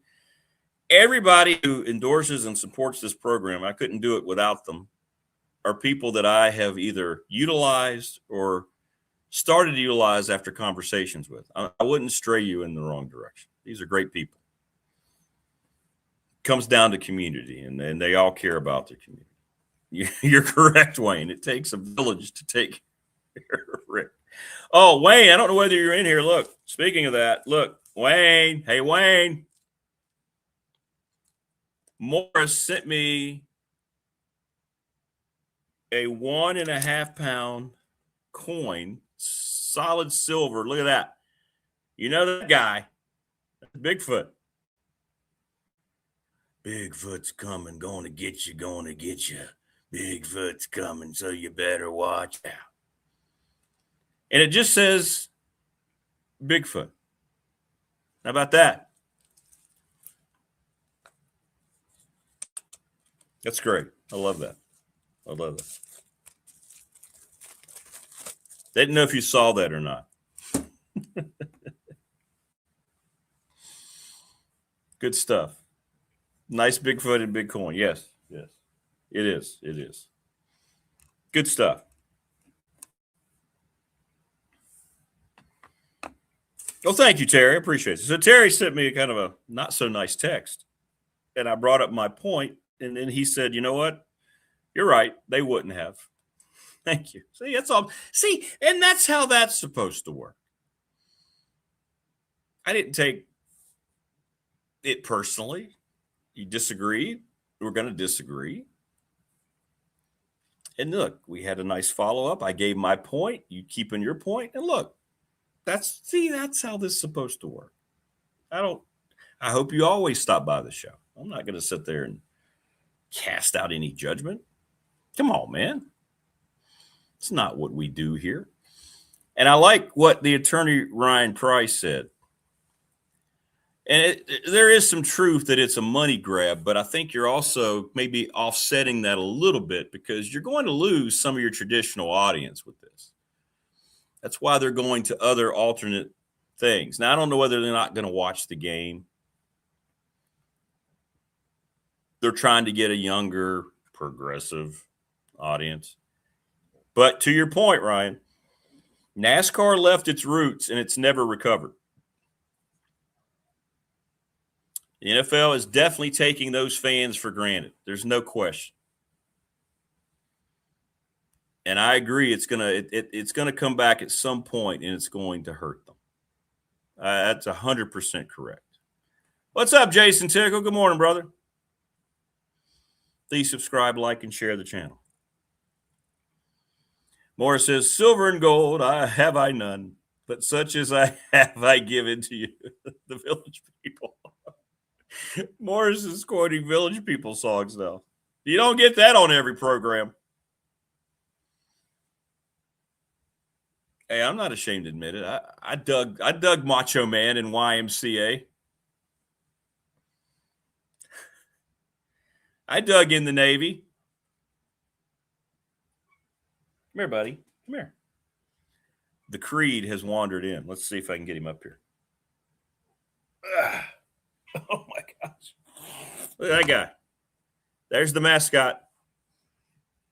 You've asked for him, and now you've got him. Oh, look at that. Look how vicious he is. Look at that. Look at that face.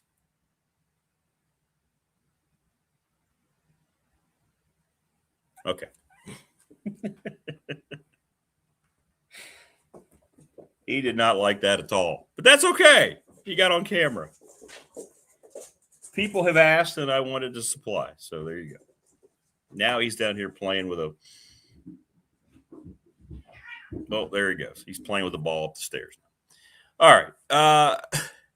Dwight Vick's going to join us coming up to finish off the day. Congratulations, Tebow. Thanks again to Louise here on the program. And we get to actually have a Friday show tomorrow. It's been a couple of weeks due to what was it? It was travel, illness. Couldn't do it. In the Navy, come on, protect the motherland. In the Navy, come on and join your fellow man. Speaking of biscuits, Tebow says Little River Grill has the best sausage. Yeah, Little River Grill is good. They need to be sponsors. They are good.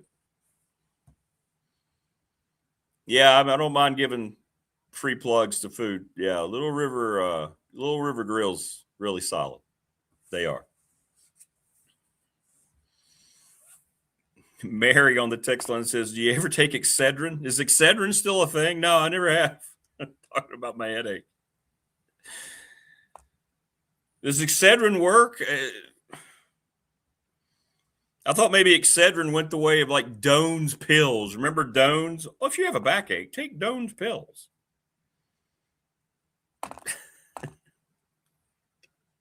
What's up, Teddy?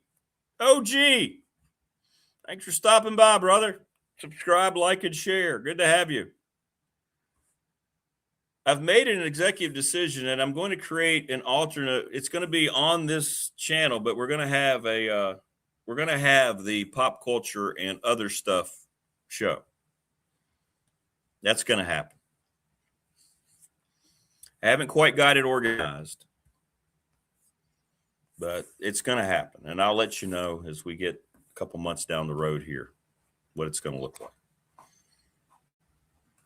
That will be at a different time. It won't be the live program. This is always going to be the mothership, but we're going to do something that's going to enhance and get you more involved and have listeners on interactive, talking about whatever, have guests that will be able to talk about things. It's great.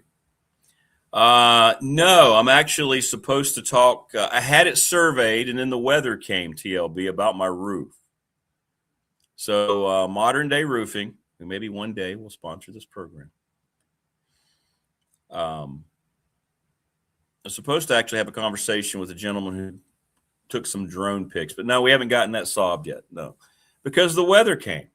We've had ice and then snow and now more snow. And so it's kind of been put on delay. I'll let you know. Yeah, it was funny what Tebow said. Pound of flour. I have to remember that one. I only had does Bigfoot wear big socks. That's okay, Morris. You're in the Palm Coast. It's warm. If only Panera made biscuits. Yeah, those would be delicious. They would use biscuits from Panera as like when they're putting up new buildings, like when Family Fencing's putting up a new fence, they could use the Panera biscuit as like placeholders for like decades.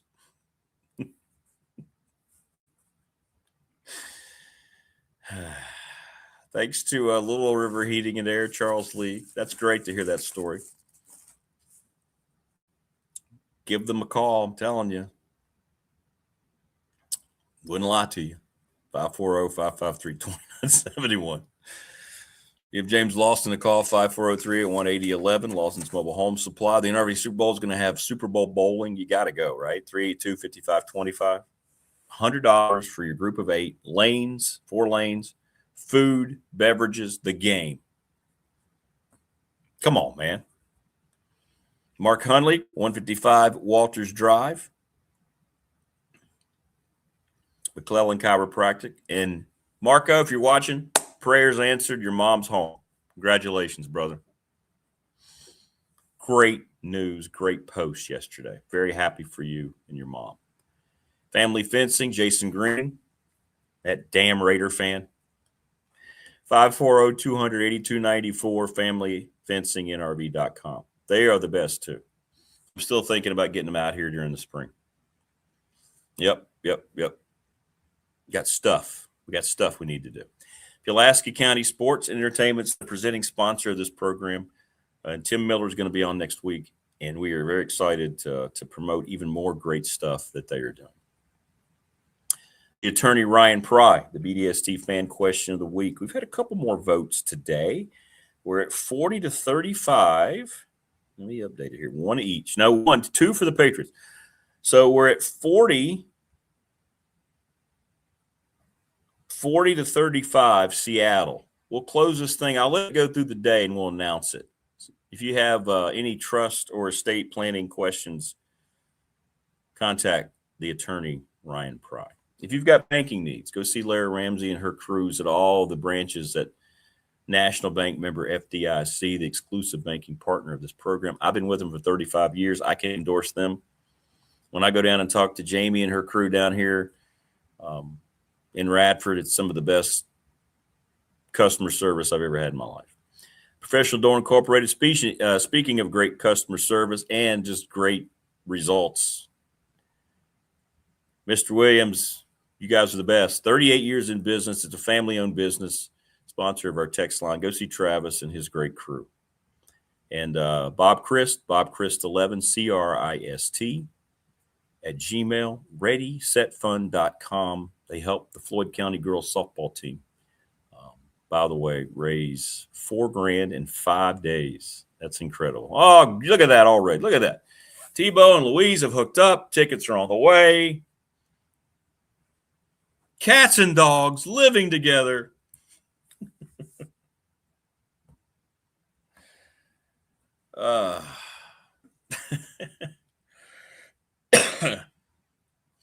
Love it. Absolutely love it. Good stuff. Good stuff.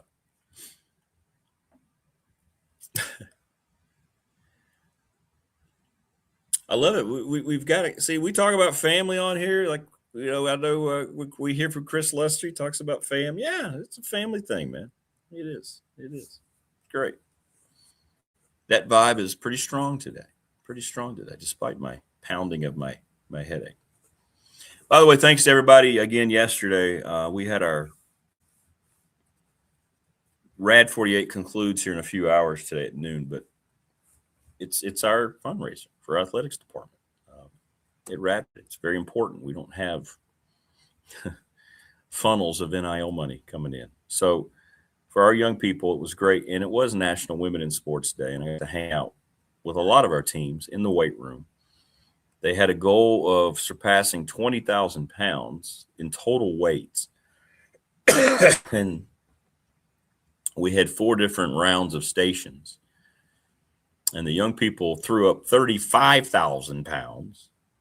And we had to have 10 brand new donors in the span of the hour. And then one other donor was going to match that, give $1,000 if we reached it. So we got to that. And I know this year's been a record-setting year for Rad 48.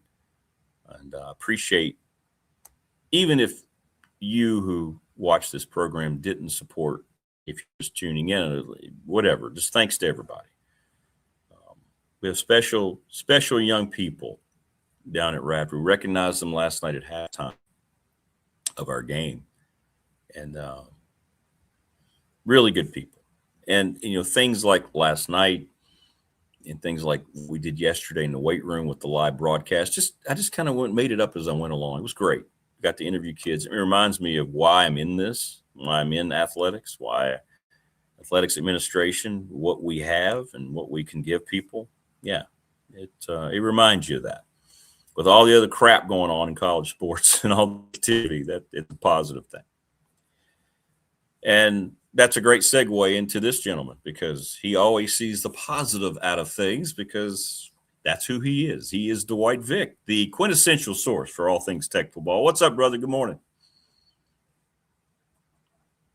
Can you hear me? Can he not hear me?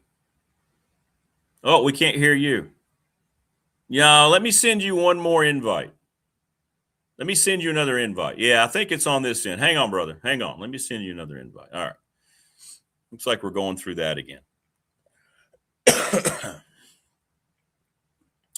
Although Louise has been out for a while, so I don't know. Let's try one more time with DV here. All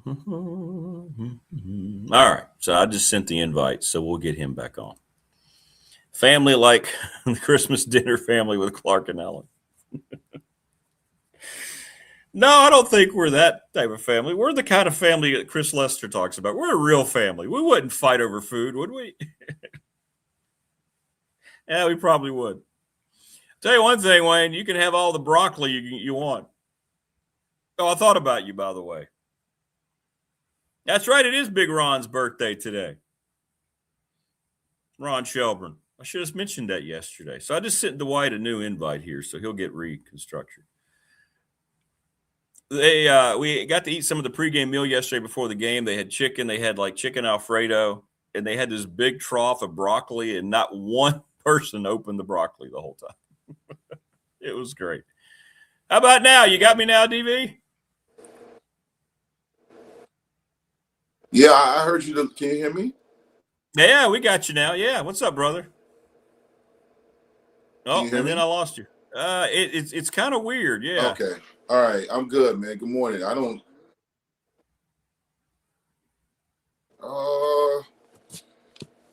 know what's, yeah. How about now? Can you hear me? Yeah, I got you now. Yeah, that's good. That'll be fine. That'll work. That works. How are you? You had a busy week. I've seen you everywhere on social media this week.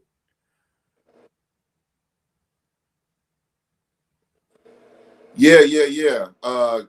Reading to some elementary school kids, and also speaking to some high schoolers up in Herndon, Reston, Oakland area. So just doing my part, out here in these streets in a good way, helping people, empowering. This is what I do, I'm community activist and therapist, and and then I was up late watching my son's basketball game. They took a really, really bad loss on the road to Lenore Ryan. That was a tough loss. Nobody on the team played well, but I told my son, that's basketball, man. You go on the road in conference play, man, to a team that had lost 2 straight. Absolutely. You got to get out there and hoop, man. And it is what it is, man. They got maybe a handful of games left. They're trying to make the top 8 to get into the SAC tournament. It's crazy, man. Basketball season, it starts in November, late October, and goes all the way until late February, March. It feels like it's so longer than football. Talk about how rewarding is that for you, man, to sit there and be able to read the kids? You got to absolutely love that, don't you? Yeah, man. And the crazy thing about it is that I had not done that since I was a Hokie, since I played at Virginia Tech, reading to kids, elementary school kids. It was kind of, forgot the name of the book, but it was about a hamster that was basically, giving you their perspective on life. And I'm reading it. It was about 8 pages. Really good book, man. But I like the fact that the kids really, that age really appreciates you coming in. They really appreciate you coming in and talking with them and spending time with them. So it was cool. It was, you feel good after you do something like that. You feel like you contributed to like their well-being. I saw a story where a barber in a community, when he gets tips, he keeps $1 bills, and he has books there for when he has young kids that he's given haircuts. If they can read a certain part of the book, he'll give them $2 or $3. Like, he'll give them money for reading, and he sits there cutting their hair because he wants to help them read, because he's not sure about the education that they're getting. And I thought about you. I said, this is exactly, if Dwight Vick was a barber, this is the kind of thing you would create. I thought it was a great idea, and you can see how happy the barber was. You may have seen that too. I thought it was great. It's a great program. No, I haven't seen it, but I think that's phenomenal. I've often thought about what I would do if I wasn't doing Victory Life, or if I wasn't who I was. The essence of who I am is still going to be there. But like, I think the biggest thing I would do if circumstances were different financially, like if I was like really wealthy, I would go around just like paying for people's groceries, helping them get a house. You know, I know you have people that donate to Virginia Tech and Auburn and UVA and all. That's cool. But I would probably donate to society. Like I probably would like just take care of somebody or just surprise people. Just walk up on them and just buy their lunch or something, or help them recover from a house fire. I've always been a person that's been empathetic and given my time and even some money, the money I do have, I've always been one to give back. It's just who I am. It's weird too, because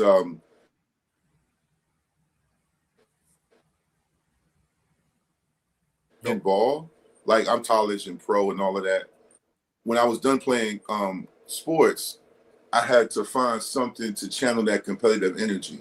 And that's probably the hardest part for guys when they're done playing, is you got to find, and women, you got to find something to do with that competitive energy.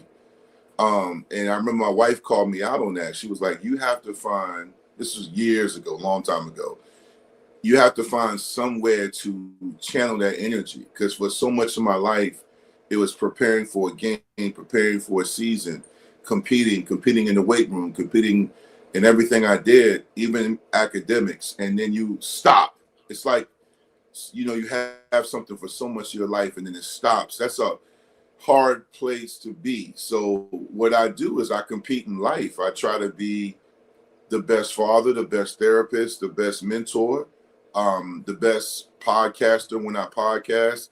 And I don't mean that in a way where I'm trying to be better than the Sons of Saturday or Boundary Corner. Sure. I mean, more so compete to make sure I give people quality, excellence. You know, it's just like my makeup. Like, that's just who I am.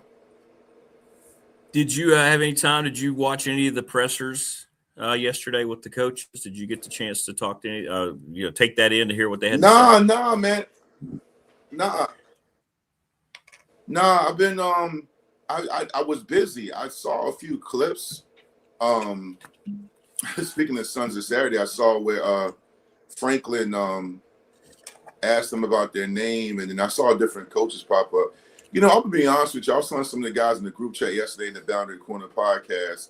I'm in that group chat with those of my guys, and I was telling them, I said, I want to hear from the coaches, but I want people to ask them some tough questions. I feel like if I'm being very real, like I am when I come on for my segment, I feel like going back to the last few years of Beamer's, Tom, Fuente era, and even Pry, I feel like we got to start asking more tough questions in the media. You know, like we get on your show, not me, because I would ask. I used to do media in the aspect of post-game shows and all of that. Yep. Yeah, I would. I mean, you know, like I ask them questions like, not just have you considered playing Pop Watson? No, more ask, hey, Coach Pryor, why didn't you bring another quarterback to challenge Drones to make sure that he earned that position? I would ask questions like, your offensive line is performing at this level. Have you thought about shaking up? Ask some tougher questions. I feel like college football media in some markets, because they need access and they have to play this game, they wait until the season goes awry or they start to fall off. Then all of a sudden, like for example, it was well reported after Pryor was fired that Virginia Tech football practices started notoriously late. Like they were saying that practices would start late. I'm like, why was that reported when Pryor was here? Why didn't you ask him? If I'm waiting for him to show up at practice and for weeks at a time they're late, I'm going to say something to him. Maybe it's because, and this is not a shot at anybody like David Till or anybody, because I love those guys, Andy and those guys, but I played. So for me, when I started to hear all the stuff that came came out after he was fired. I'm like, well, no wonder they don't finish in the fourth quarter. Sure. They're not disciplined. No wonder they're tired. They're not conditioning. They weren't in shape. No wonder they're blowing coverages. They're not working hard. But again, I know people say, what do I have to do with watching the presser? I would bring those things up. Because to me, what Franklin and his staff are doing right now is smart. They're controlling the narrative by what they allow us access to. But I can tell everybody right now, you're not going to learn a lot about this team, even if you did have access like we wanted, until after the spring game, until August, until September, when we see this team come together. Franklin's been in this business a long time. He is not going to allow any leaks. He's going to run a much tighter ship, probably the tightest ship you've seen since the early Beamer era. Because you're not going to get access. He's been around, and he doesn't. That's why, again, so much stuff came out after he was fired at Penn State. So we won't get the access we want. But for me, access or no access, I just need to see if they're going to be a competent football team this fall. Yeah, I know. And that's the thing. And I'm more curious now. It's so difficult nowadays we don't know how guys are going to come here, right? It's so different with, the portal guys making different levels of money. What's their incentive? Do they care about being here? We'll know, right, with how this team comes together. It's a different job, isn't it, Dwight, with how coaches have to handle all that today? Yeah, that's why you see a lot of coaches that have been around the game a long time in football and basketball stepping away, because it's not amateurism anymore. It's definitely semi-pro football and basketball. I talked to a handful of college coaches myself. I know some, and you got kids asking for cars. I have an agent. I have a friend of mine who's an agent. He's an agent.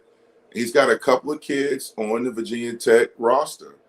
And he was texting me a few days ago asking me about, did I have any phone numbers of any car dealerships in the Southwest Virginia area? And I was like, nah, I haven't lived up there since the late 90s.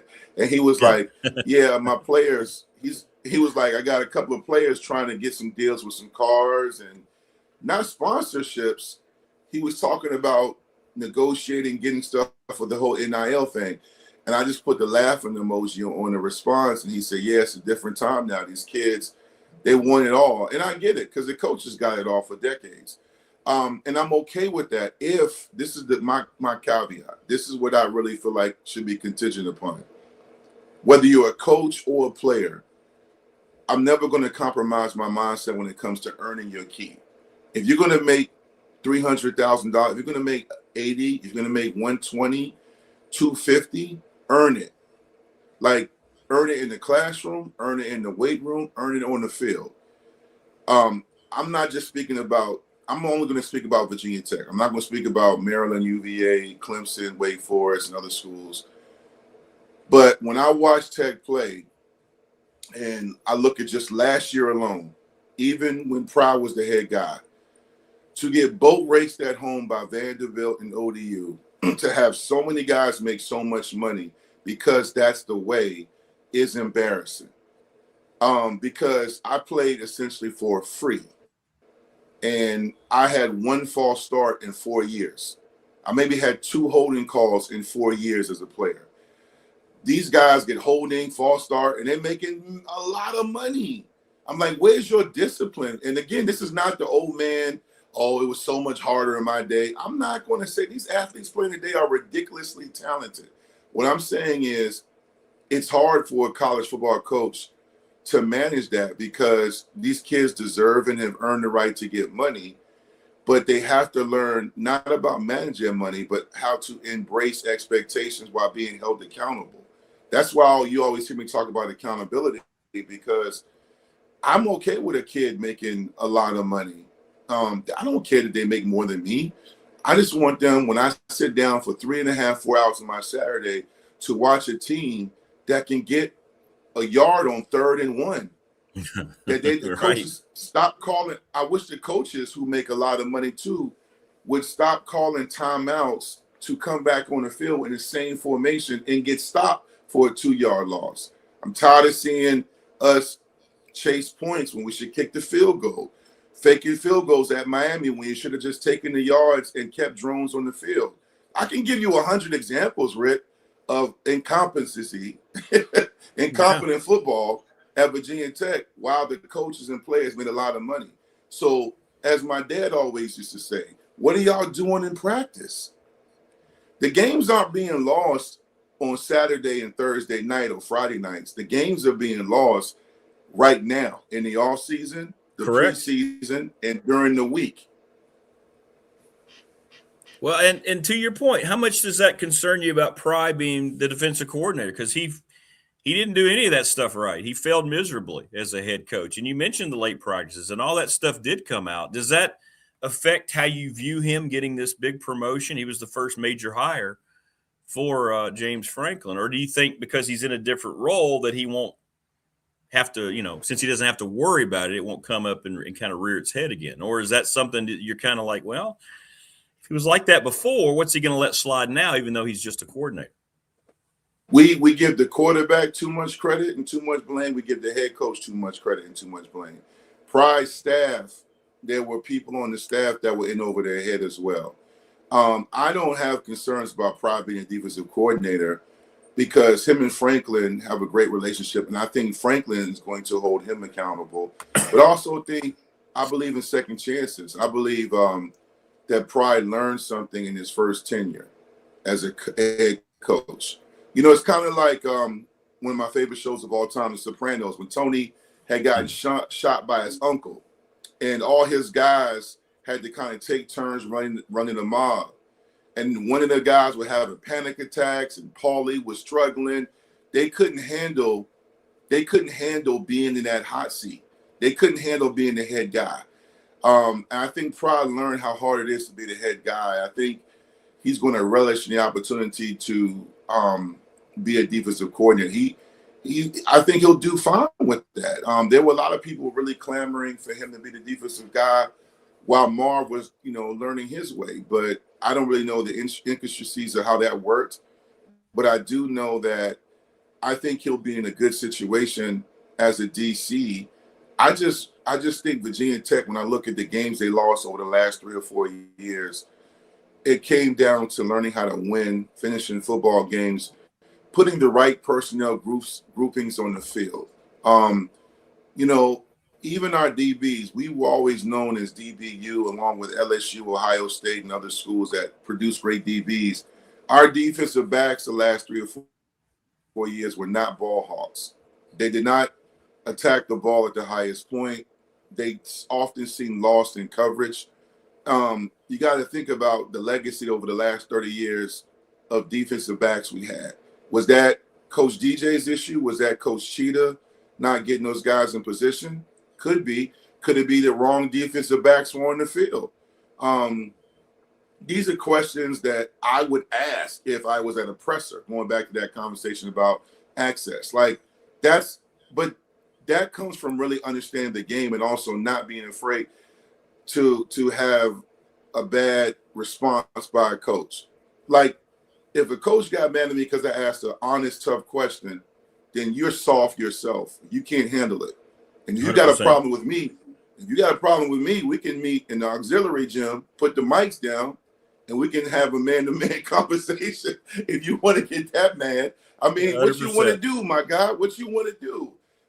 And I don't mean to talk like I'm some tough guy. I'm just saying, like, when you think about 3.5, 4 hours of a Saturday that a fan drives and watches them play, so that's the travel, and you add more time for that, or you look at the fact that someone like myself who works every weekend carves out time to watch the team play, to put on the Virginia Tech gear, to say, hey, this is my favorite team, I want to watch them play, and to see them get destroyed by ODU at home is lack of effort and preparation and understanding your assignment. ODU beat the brakes off Virginia Tech, and Virginia Tech looked like they didn't know what was coming. Yeah. So to me, I know everyone, I keep saying, I keep reading, the vibes at Virginia Tech are so great. The vibes are good. The vibes were great when Fuente got there. The vibes were great when Franklin got there. Pride, not Franklin. Pride, he was out there throwing snowballs with the core cadets, and he was going downtown and eating pizzas and subs and taking pictures, and then, when Fuente got here, he was in here changing stuff. He changed the recruiting mail and put a different logo on there. He was doing interviews with Sons of Saturday because him and Billy Ray are, they're friends, and there was all this great energy, right? At the end of the day, after the shine wore off, they got boat race. We have been an underachieving, underwhelming, overwhelmed football program the last several years. I don't care about vibes. I don't care about microphones. I don't care about new uniforms. I want wins. I want new memories. And I'm speaking for a lot of former players who sit here and watch a program we helped build become the bottom dweller of an ACC conference that's wide open. So to me, whether the players are making six figures or $50,000, whether they're being this or they got this sponsorship, that's cool. Good. Make your money, get a Hellcat, get a truck, get a $90,000 car like some of these guys have. Good. Get your money. I want you to do that. I'm not jealous. I'm doing very, very well. But what I want them to do is on Saturday, when you're playing Miami or you're playing Clemson or you're playing UVA or Boston College, to play with passion and purpose and stop looking like you never played football before. I want the O-line to stop getting called for holding after a big play. I want these guys to be able to catch a pass that when you're wide open, the average receiver catches. I want defensive backs to attack the ball, to be ball hawks again. I want us to tackle instead of, everybody jumping on a running back as he picks up 9 more yards after contact. These are the things I saw the last 5 years, Rick. And then what did we hear after a game? Hey, guys, we just got to play hard. We didn't execute. oh, man. That's why I say I don't want to hear from these coaches. They're going to give me coach speaking live. Be honest. Dabo Swinney rubs a lot of people the wrong way, but then there's a contingency of people who like him and respect him. Either way, he's going to coach his team and be brutally honest. Honest. That's why I'd rather have him than not have him as a coach. But I want honesty, and I want a team to give effort. I want people to understand that this is not hate or anger coming out of my mouth this morning. This is years of frustration. I'm still mad about the UVA game. I really feel like, no, not that UVA won. They were the better team. I know. It was like they just went out there and said, okay, we're going to make sure no effort. No effort. Yeah. It was terrible. So that's where I'm at. Like, I'm glad everybody on Twitter /X is feeling like the vibes are great. I'm glad that we're getting these great recruits and we got a highly ranked portal. That's good. Hopefully these guys in the portal and all this talent coming to Blacksburg can perform. Because Wake Forest, they didn't have great vibes. They just got a good team that won 9 games this year. That's a great point. That's a great point. All this money, and we got to get this guy. You know what's funny? Wake Forest is starting safety.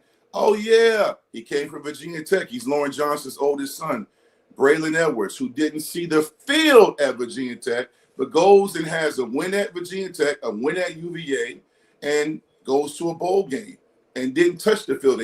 Is that evaluating talent? Is that bias? Is that loyalty to the wrong player? Because why did he get on the field here? I don't want to hear about who was in front of him. I'm saying Foster, when he was the defensive coordinator, had a very masterful way of making sure the starters played, but he would bring in a young guy to get reps during the game. So if the other guy went down, they were ready. We have no rhyme or reason with what we were doing. So don't tell me about we need this. SMU's got great NIL, but when I watch SMU play football, I don't think about the money and the oil money they have. I'm looking at a team that was going toe-to-toe with Miami and was able to make plays. They had a quarterback who knew what he was doing. That's not about NIL. That's coaching. That's players knowing they're going to be held accountable. That's not loyalty to a guy just because I know his mom. That's making sure the right players on the field. So that's what I want to see. I'm sorry to be so loud and passionate this morning. No, it's about substance. Style is too many coaches worry about style and how it looks, and everybody gets so excited about, oh, look what he's ranked, this kid coming in. And Wake Forest is a great example. You ever hear anything about any of their players? They made a low-key hire with a Washington State coach last year, and people are like, whoa, whatever. And then what happens, right? They have this amazing – they've done it now 3 straight coaches. They just – with their resources, they seem to get it right every time. I think Wake is a great example of how to do this thing in this era. You're not hearing anything about anybody they've signed in the portal, who they lost out of the portal, but watch what their record is come November next year, right? Well, and that's what I used to say in the Twitter spaces is that when I used to get on, I still do. I love getting into the Twitter spaces after a game, win or loss, and mingling with the fans and sharing my insight. And I kept hearing, we got to get this, we got to get this, we got to get more money, we got to pay more people. And I'm looking at like how at Georgia Tech we get personal fouls or late hits out of bounds, and we're getting holding calls. I'm like, that's not money. That's coaching and player performance. Because Georgia Tech had a great season. Probably should have played for the ACC championship. Duke, a team that is still known more for their academics than like all these guys in the NFL, and they won the ACC. Yes, 8 games, 8-5, but right now we would kill for 8 wins. You know, like if Virginia Tech last season went 7-5 and beat whoever in the ACC championship and went to a bowl with 8 wins, a statue wouldn't be built, but at the same time, we would be very happy. This is a very prideful, passionate fan base. So to be enmeshed in irrelevancy is beyond embarrassing. It's disappointing. So don't tell me as someone that knows this game very well, that knows how to build a program, because I was part of it, that see other programs doing it, that we have to have all this money and all this talent. Both those things are true.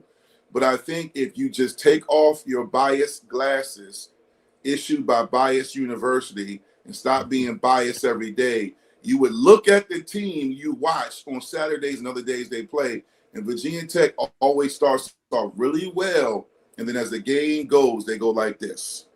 And that's because they weren't in shape, they weren't prepared, they weren't playing with passion, they weren't playing. You saw it one game. NC State. Yeah. NC State last year, they went down there, and I told you on your show, I said, yeah, Virginia Tech will probably win this game. I picked them to win. Yeah, you know, you did. because they, you know what? They played, and you asked me the following week, man, if we get that out of Monty and the team, I said, yeah, they're not done yet. They can make a run. And they did play hard for Monty, but as the season went on, Monty wanted to be interviewed for that job. He wanted the head coaching job, which I get. He's been a head coach for several years prior.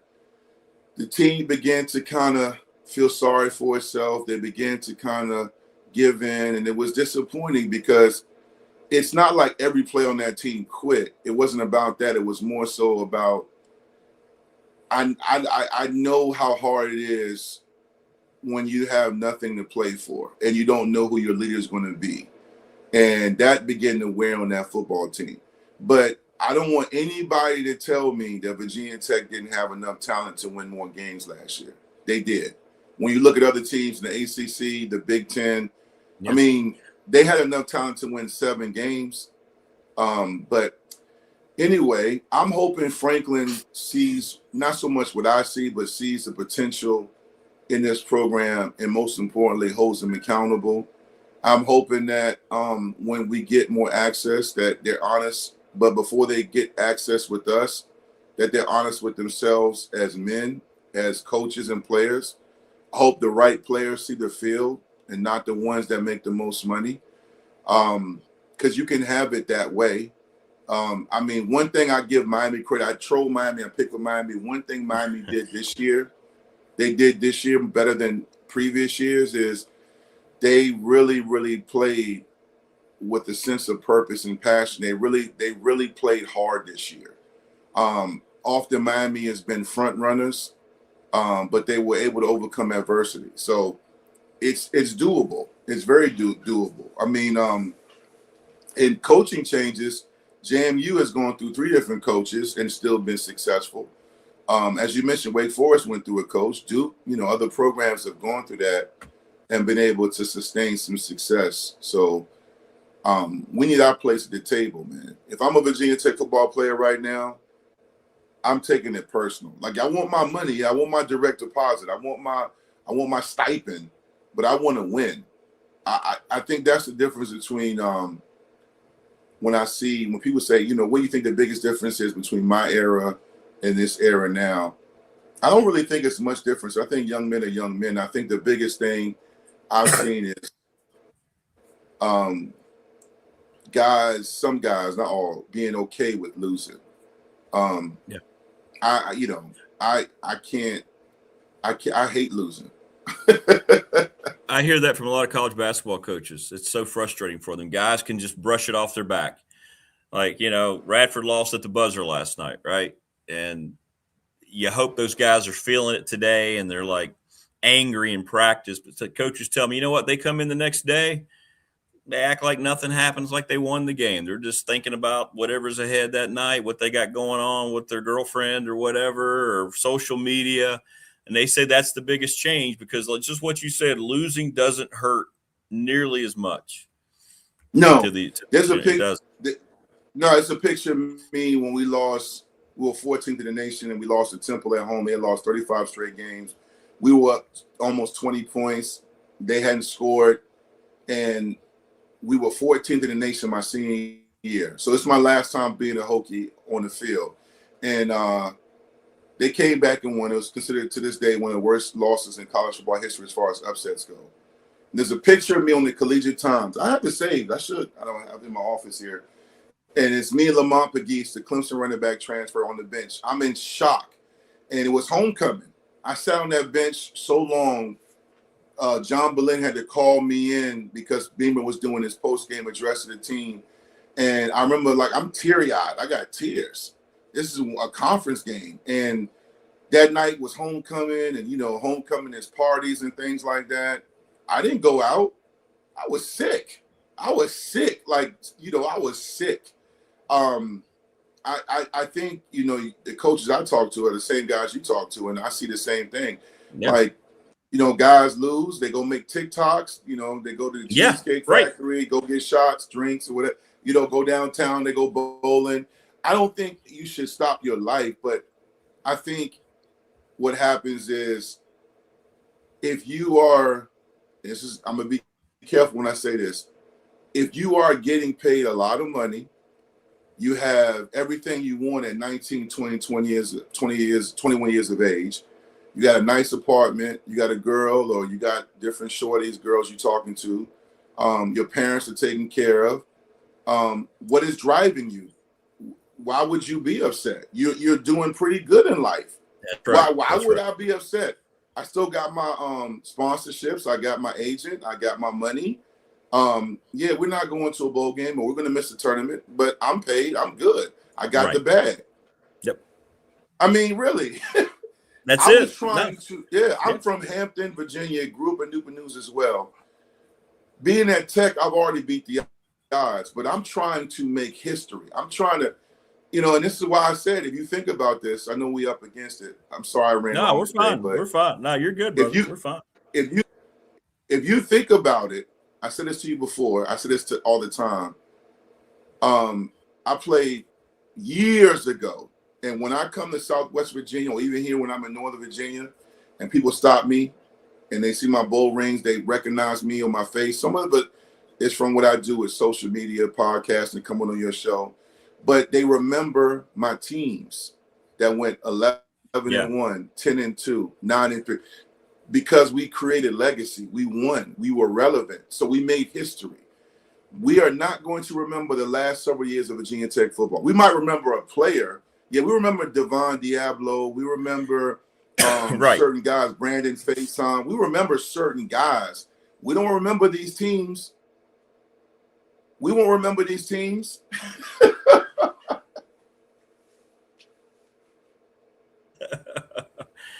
Hey, real quick, I know you don't really follow the NFL anymore, but I know you'll be watching. Who thinks going to win? Seattle, New England on Sunday. Man, this is the weirdest Super Bowl matchup since I don't know. This is weird. Yeah, I'm just going to be hanging out. I mean, I follow NFL, but I'm not passionately following it. Like I said, I do a parlay here. I do fantasy football. I'm gonna go with New England. It's probably going to annoy a lot of people because they won so much. But I probably just would go with New England. But I mean, Seattle's good. Seattle is an example of just a team coming together and playing good football. But New England's a great story. These are both two great stories. You could go with the revenge factor, how Seattle gave that one away against Brady and company, but I'm not sure the guys playing now that's even relevant. The fans remember, but the players, that's not going to be a motivating factor.